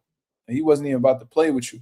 Word? Yeah, bro. He used to pack niggas, bro. He draw. I remember he beat up one of my dad fighters. The bull, he wasn't even pro yet. He was making his pro debut. And like Jesse just like fried him, bro. Like, I was like, God, hurting to the body, hurting to the head. I was like, God damn, Jesse, like, this nigga don't even got a pro fight yet. You tripping, like, but some niggas is just like that, bro. Like, some niggas is just like, some motherfuckers know how to work, some motherfuckers don't. So, like, Boots, he's known for that too. Boots will pack you. You know what I mean? I remember you said that. He was like, that nigga don't get nobody no spam. No, like if you in there with him, you gotta be ready for whatever. And shit, when I brought my amateur over there to spar Boots for his last fight, I told Boots, I'm like, yo, bro, my nigga only got 15 amateur fights, bro. Like, please don't draw. He said, no. He tapped me on the shoulder. He said, no, bro, we good. Like, all right. He said, bro, we gonna work. Bro, wait, boy, Mark. So if your fighter would have punched Boots in his shit on accident, like, blah, you think that would have woke him up? I'm gonna tell you this. I'm gonna tell you how the session went. Boots was taking it easy on him. But y'all gotta understand that Boots dangerous even when he don't mean to be. Like that's how sharp he is. Like he the type nigga that he's so sharp he could hurt you by accident. And Boots, the round started, boom. My boy, like he like a tall 165 kid. He throwing a jab at Boots. Boom, boom, boom. And Boots was real heavy around the time. Had to be like in the high 70s, low 80s. Boom, boom. So Boots big as shit, legs all big. I'm like, yo, this motherfucker looks strong as shit, right? First thing this nigga Boots do was he throw a crazy ass leaping left hook. Like the nigga just jumped at my guy and just threw the crazy left hook. My fighter saw it, so he caught it, right? So it was just like it was regular work, you know what I'm saying? He couldn't really hit Boots clean because Boots just like real experienced, bro. But like touching. Then like the third round came around, right? So it was much of the same for 2 rounds. This nigga Boots threw a double jab left hand. He threw it from southpaw. So he threw boom, boom, boom. But he threw the shit so fast that my fighter didn't see the left hand. So it was boom, boom, boom.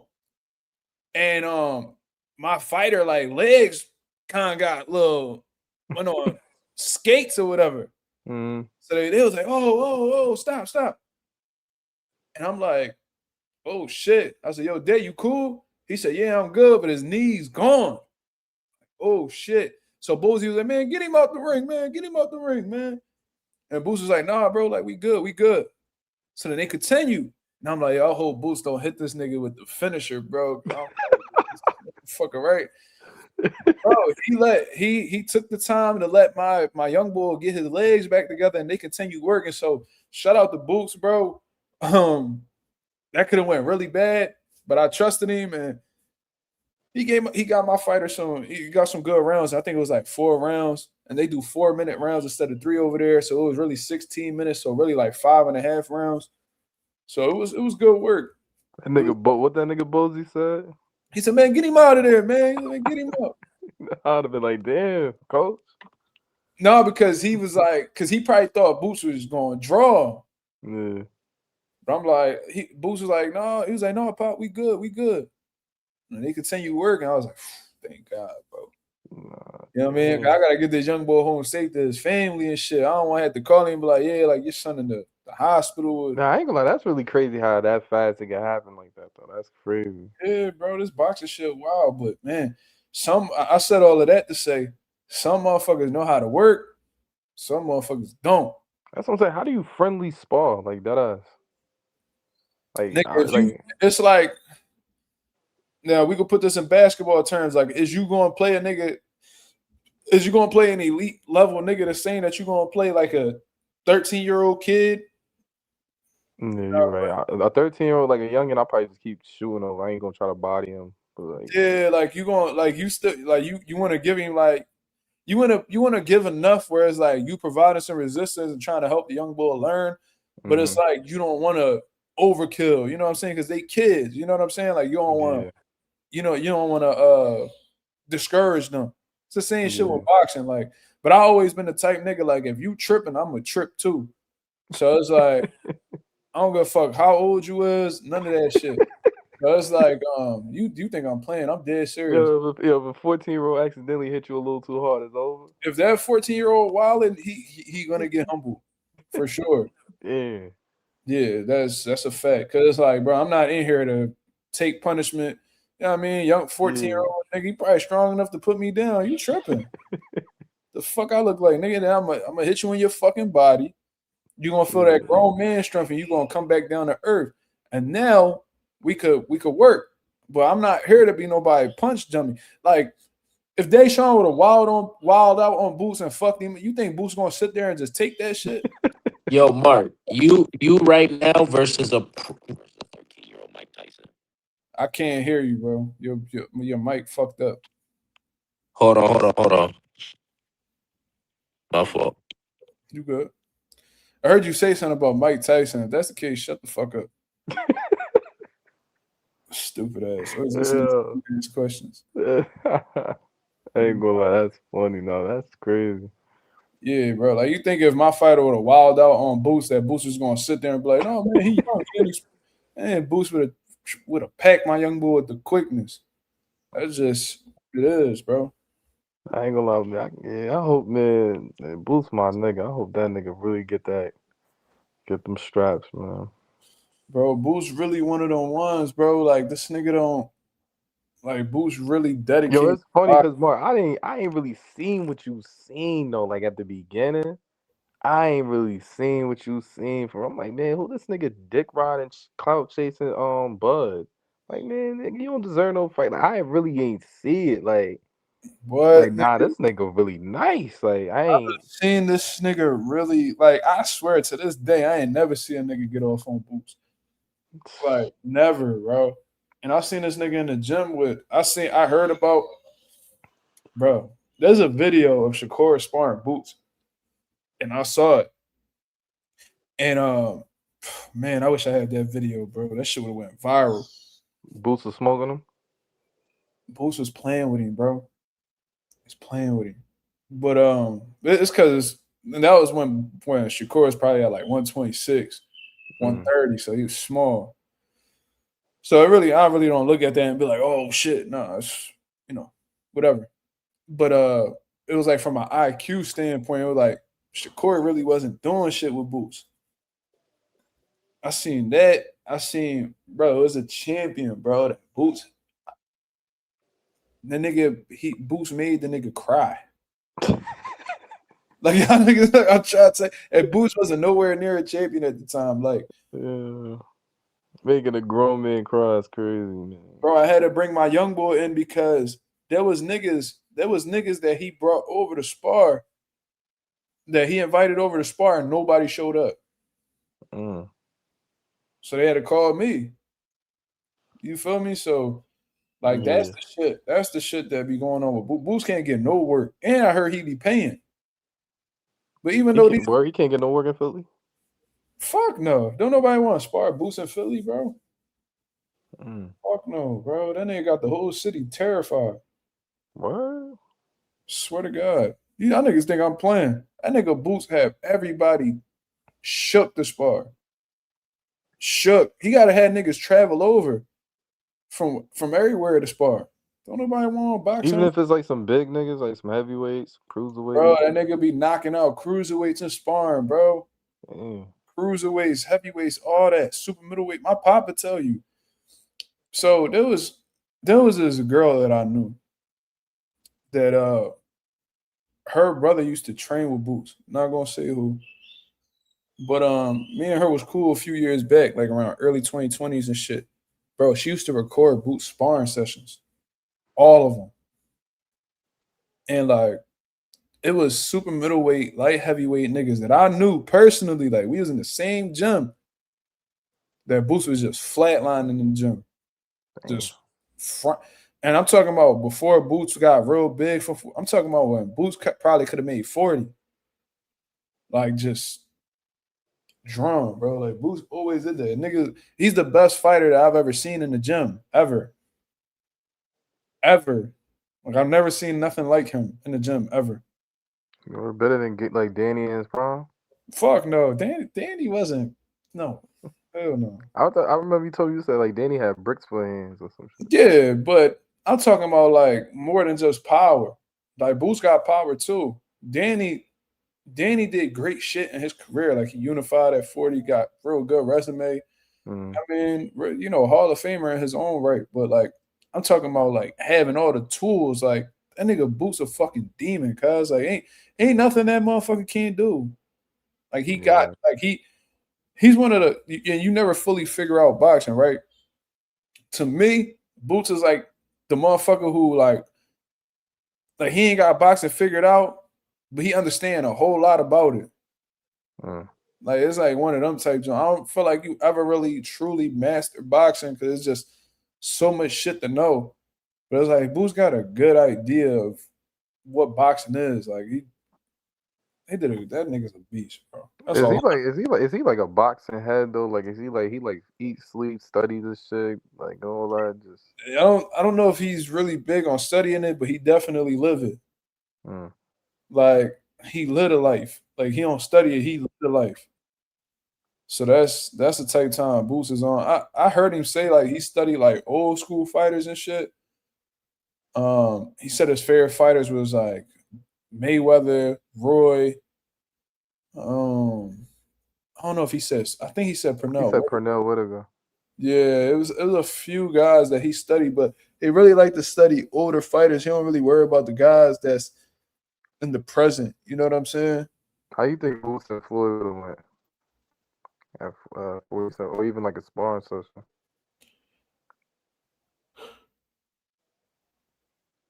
I don't know, man. Floyd was just so fucking smart and sharp. It's like he'll give anybody in boxing history trouble. Mm. But then again, it's like when you look at Floyd's career, he ain't never fight nobody who had all the abilities that Boots had. Yeah, I ain't even the power.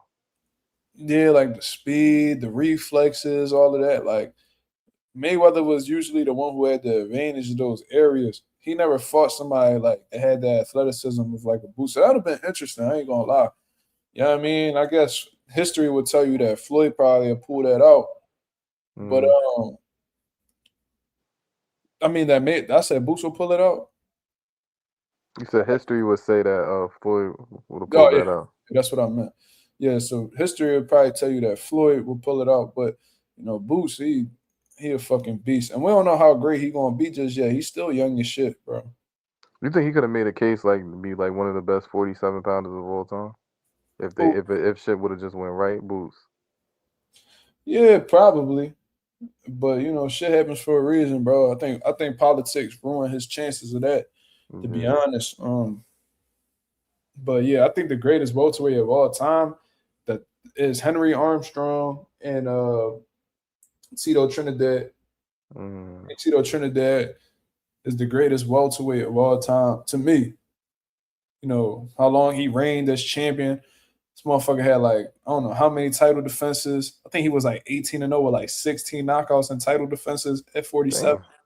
He unified the division. What was I feel his? like that shit. I feel like that shit won't happen today because like niggas probably get all the belts. They ain't moving straight up. Yeah. Like niggas not sitting at a weight all day and Let me just fight see what mandatories all day and shit. He had the longest reign. He had the longest reign. That nigga was champion for over 6 years, bro. Damn, he ain't never want to move up. No, he did. Then he went up to 54. He beat Fernando Vargas. Went up to 60. He beat William Joppy, and that he fought Bernard Hopkins at middleweight. So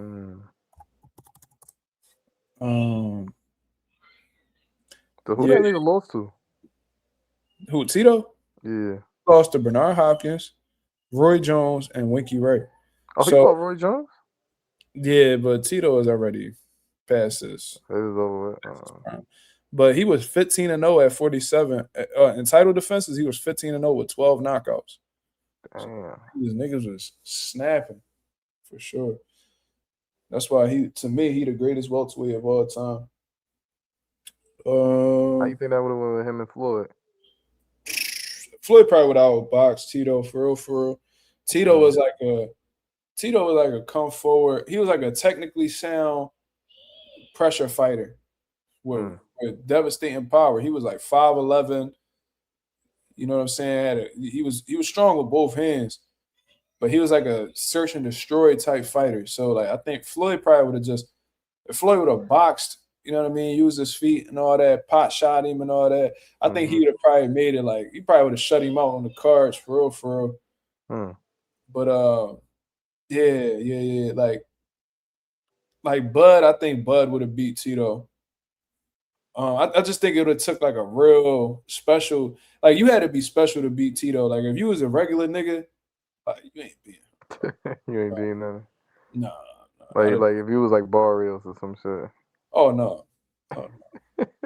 Barrios probably would have retired after that. Bro, go watch Tito, bro. That nigga was I gotta do my own work. Animal, bro. I'm trying to tell you, watch him.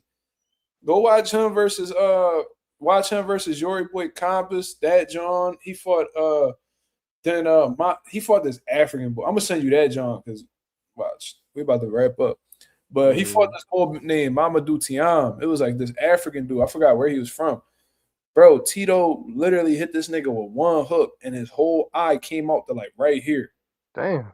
Like his shit swelled. He had like a bad hematoma, and like his shit swelled, and that was from a punch, bro. He went like this. He went boom. He shot the left hook. Boom. Then he shot the lead uppercut.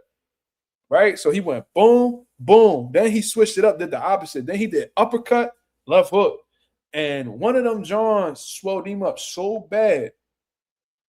They're like, Tito just hit him with another hook there, and he literally turned his back on Tito and was like, I quit. Like, I'm done. Like, in the middle of the fight, bro. Like, it wasn't after the round was over. During a live round, Tito cracked him. Bing! And he just turned around and was like, no, I can't do it no more. And the referee had to wave that John. Yeah, bro. How many black fighters did that nigga go up against? Tito? Yeah. I mean, Tito is black, but I thought he was like full Puerto Rican, like from the no, but I'm saying he one of them black Ricans. Like, look at Tito, bro. You ever looked at him? Yeah, he do, yeah. He black as shit, bro. No, I'm saying like you know what I mean though, like American black. Yeah. Like he got a black mom. I mean, he to me, he the first one to clearly beat Pernell Whitaker. Oh, he fought Pernell? Yeah, he fought Pernell. Tito Trinidad, he lost to black fighters. You know what I'm saying? Like, look at this nigga. You telling me? Look, he look like one of them Dominican niggas. Yeah, he look Dominican, nigga. That's what he look like. One of them Dominicans are Dominican black, though. Yeah, that's what I mean though. Like, yeah, he look like one of them Dominican black niggas. He look like one of them Africans for real. I be knowing Africans that look like him. I ain't gonna like, wait, let me see his hair. That shit don't even look curly. That shit look like it's white. Oh, his shit, no, bro. That's nappy. Yeah, bro. Oh shit! Wait, so his one of his parents is black? No, bro. Like, bro, you gotta understand. A lot of Puerto Ricans are black. Yeah, like, you don't understand. You gotta come to the island and see what we talk about. Yeah, I've been to Puerto Rico once, but I was there for like 2 seconds. Yeah, bro. So Puerto Rico once. I do want to go back though. Puerto Rico got his own like black side where it's just like straight. Now, I'm gonna keep it real. Like the Dominicans I seen, every Dominican I seen looked black. My grandfather. Puerto Ricans really look Spanish. Yeah, like if you see my grandfather on my dad's side, dark as hell. They all, my whole dad's side, they dark skinned black Ricans, bro. And they claim that they black. Like if you ask them, yeah, I'm black. They tell you. They just speak Spanish. They don't be like, oh, I know black, Bobby. It ain't none of that. Like if you ask them, they tell you, yeah, I'm black. They know that.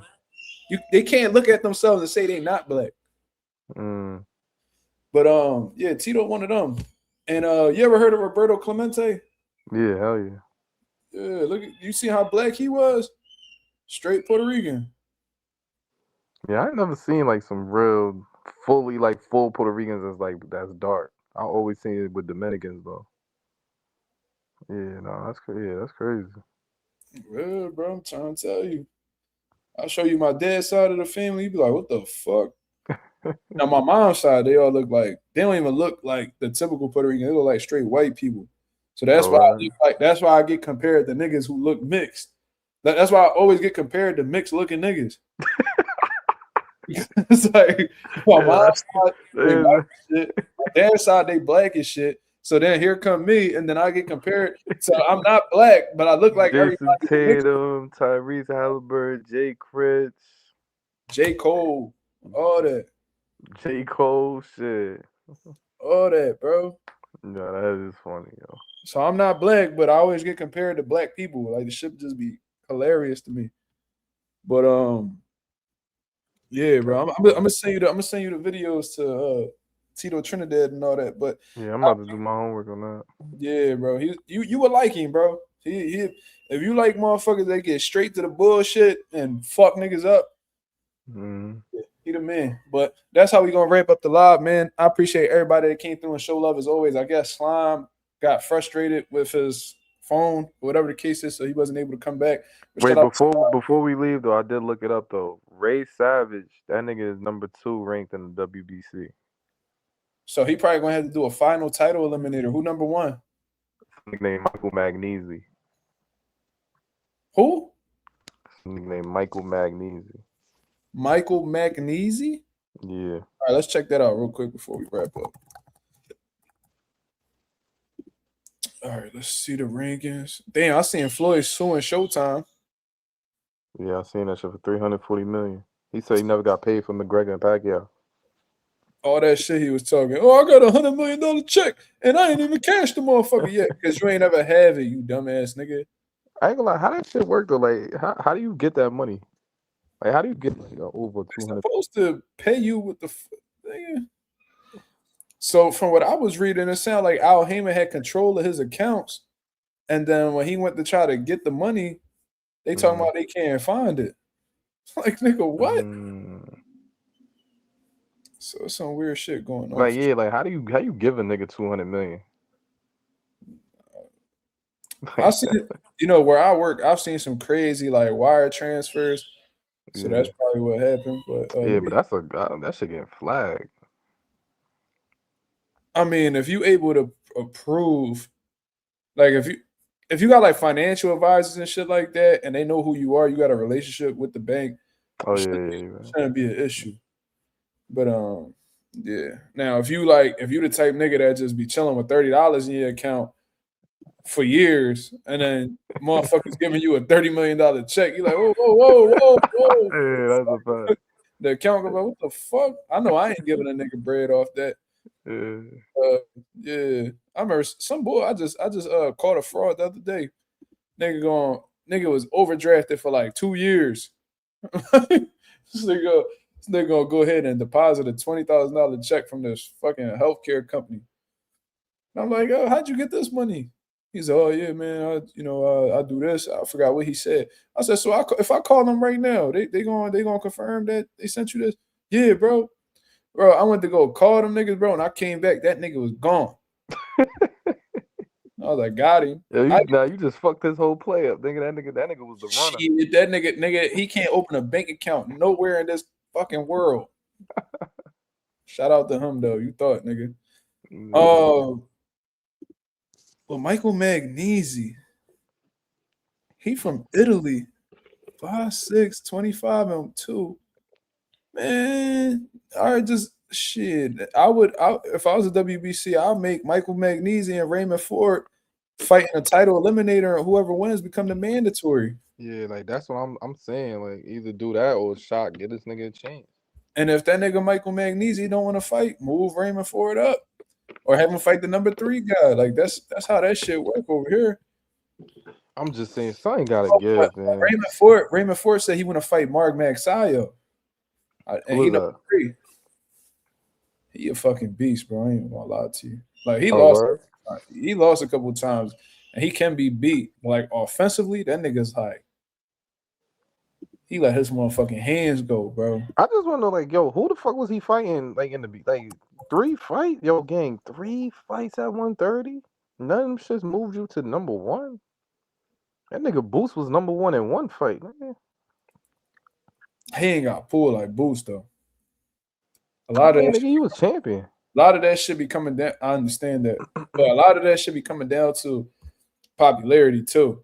Like if you shown like respectfully, like Raymond Ford ain't putting no 14,000, 15,000 people in an arena. Yeah, no, he did. He headlined some shit though. Yeah, for sure. But like he ain't do numbers like Boost. So like if you a hot commodity, them sanctioning bodies gonna want you to fight for their title because they know you bringing in money and they getting a percentage of that shit. So it's like Raymond Ford is like, you know what I'm saying? Like he a champion and all that, but like he ain't the biggest draw. So you know what I mean, we ain't really tripping about him getting a world title shot anytime soon. Boost move up. Like, oh yeah, we want this nigga to be a part of our fights because you know what I mean? Like he one of the hottest names. So I think a lot of that should really be a popularity contest with these sanctioning bodies. Really don't be about you being a former champion or how good you are. And it really be coming down to motherfucker, is you popping or not? So you feel like that that's with Pero? Like Pero getting that shot at 47? No, Paro just got some good fucking he got a good man. I mean, he did put asses in seats in Australia, right?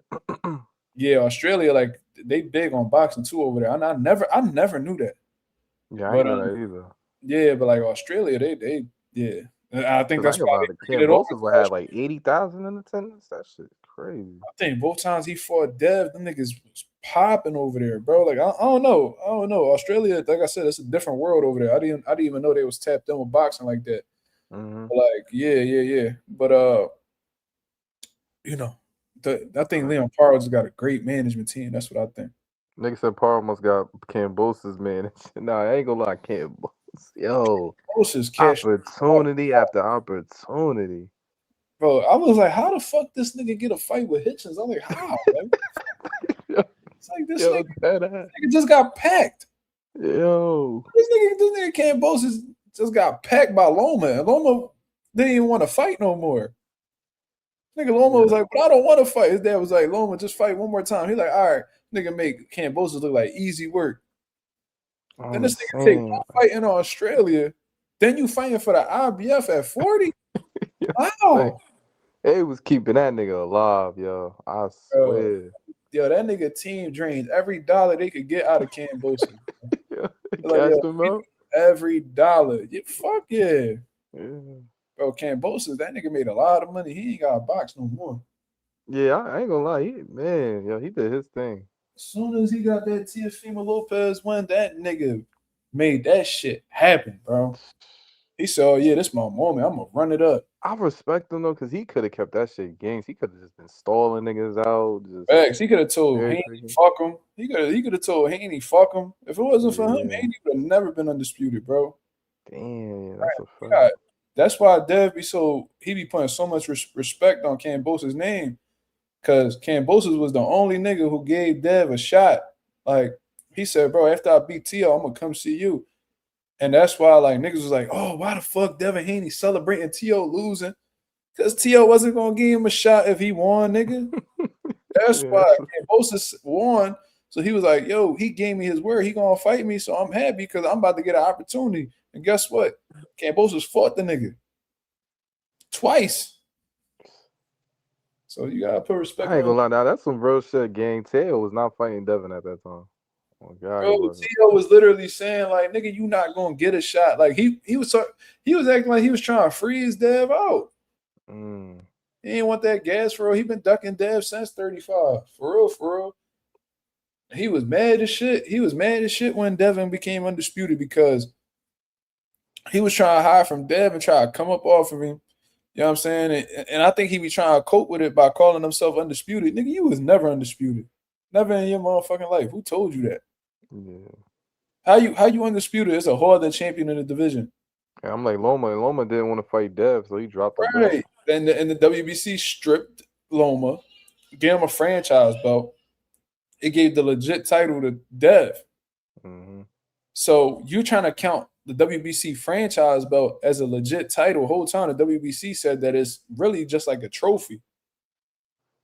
So it's like you're trying to manipulate history. You're trying to rewrite history and claim that you were undisputed twice. And I was like, how? How were you undisputed twice? Niggas be confusing lineal with undisputed. That's what I forgot. Yeah, that would have been the last belt, right? Fifth belt. But when you're lineal, it's like you beat the man. You feel what I'm saying? Like, lineal is not like a legit belt. It's like if you beat the man in the division, you're considered a lineal champion. So I guess when he beat Loma, he was lineal. Then when he fought at 40, he beat Josh Taylor, who was the lineal champion. So then he became two-time lineal, but two-time lineal don't necessarily mean undisputed. Wait. So how did Cambosos get a shot? Because Cambosos, I believe, was a mandatory in one of the sanctioning bodies. I forgot which one it was. I don't know if it was the WBO. It was one of T.O.'s titles that he became the mandatory for. Let me see. So wait, Teo had 3 belts while Devin had that last belt? Correct. Oh. He beat Loma. So T.O. had the IBF when he beat Richard Comey. Loma had the WBO, the WBA, and the WBC franchise. He had the WBC, but he had to give it up because he didn't want to fight Devin, who was his mandatory. So they stripped him and gave Devin Haney the belt. That's why they was calling Dev the email champ.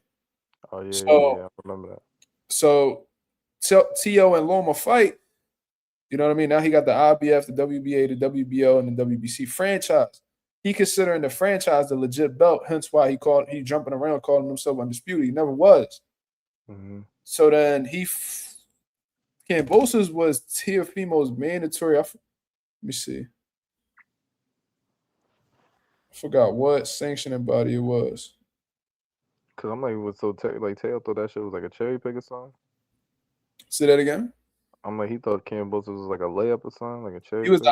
the IBF mandatory. Mm. So he technically wasn't a cherry pick. He was the mandatory challenger. But yeah. And then he set it up to fight, and it was over with after that. Yeah. Cause I'm like, could he delayed it if he was still on illness? They were supposed to fight a few times, but it kept falling through. So right. Yeah, so it was some weird shit. Like it went to a purse bid, and I think Triller was supposed to take the fight. Then something happened, so Triller gave it up. It was some weird shit that was going on. That fight fell through a few times. They were supposed to fight like 3 times prior. That's what Ralph said. Oh shit! Yeah, I ain't never knew the history of Teo and Kambosos for real. Yeah, bro, that shit was messy, bro. It was real messy, but yeah, Teo, he fumbled that shit. Damn, I ain't never. Damn, that shit crazy. So Teo low-key was trying to get around that shit. Trying to get around what?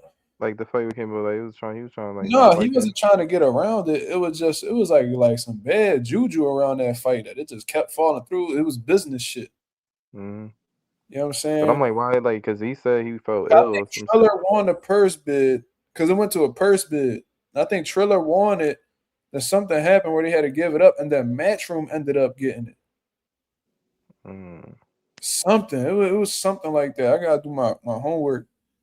But I'm like, how did it come to the point like Teo was hurt or injured or illness or some shit? Like he was half dead and he still took the fight. I'm like, this sound like that nigga would have delayed it even more. Oh my god, bro! That nigga was capping, bro. Like you telling me you had air in your esophagus or some shit. I forgot that he had like a hole or some shit and air was getting through. And he said that he couldn't breathe. So you telling me he couldn't breathe for 12 rounds? That nigga was throwing power punches for 12 rounds straight. Like letting his hands go for 12 rounds straight, and you telling me that he couldn't breathe? Get the fuck out of here. I don't believe that shit, bro. Niggas just lying. They needed an excuse to hide the fact that they got whooped. Nigga Ralph said he would have collapsed in the ring. Yeah, like if he really was like dying how they claimed, he wouldn't have been able to fight. Like, yeah, nah, I be thinking like, how did that go 12? Like, yeah, like I don't believe him, bro. Damn, yeah, that's crazy. Hold on. So why did Devin give Loma a chance? Because Top Rank had that shit in contract. So so this is what happened. With Kambosos and Teo, they were supposed to fight the first time, but it got postponed due to COVID-19 promotional issues and venue changes. So let me see.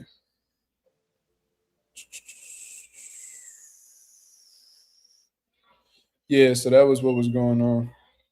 So it was like a lot of messy business shit. But for Devin to get the Kambosos fight, he had to sign a 3-fight deal with Top Rank.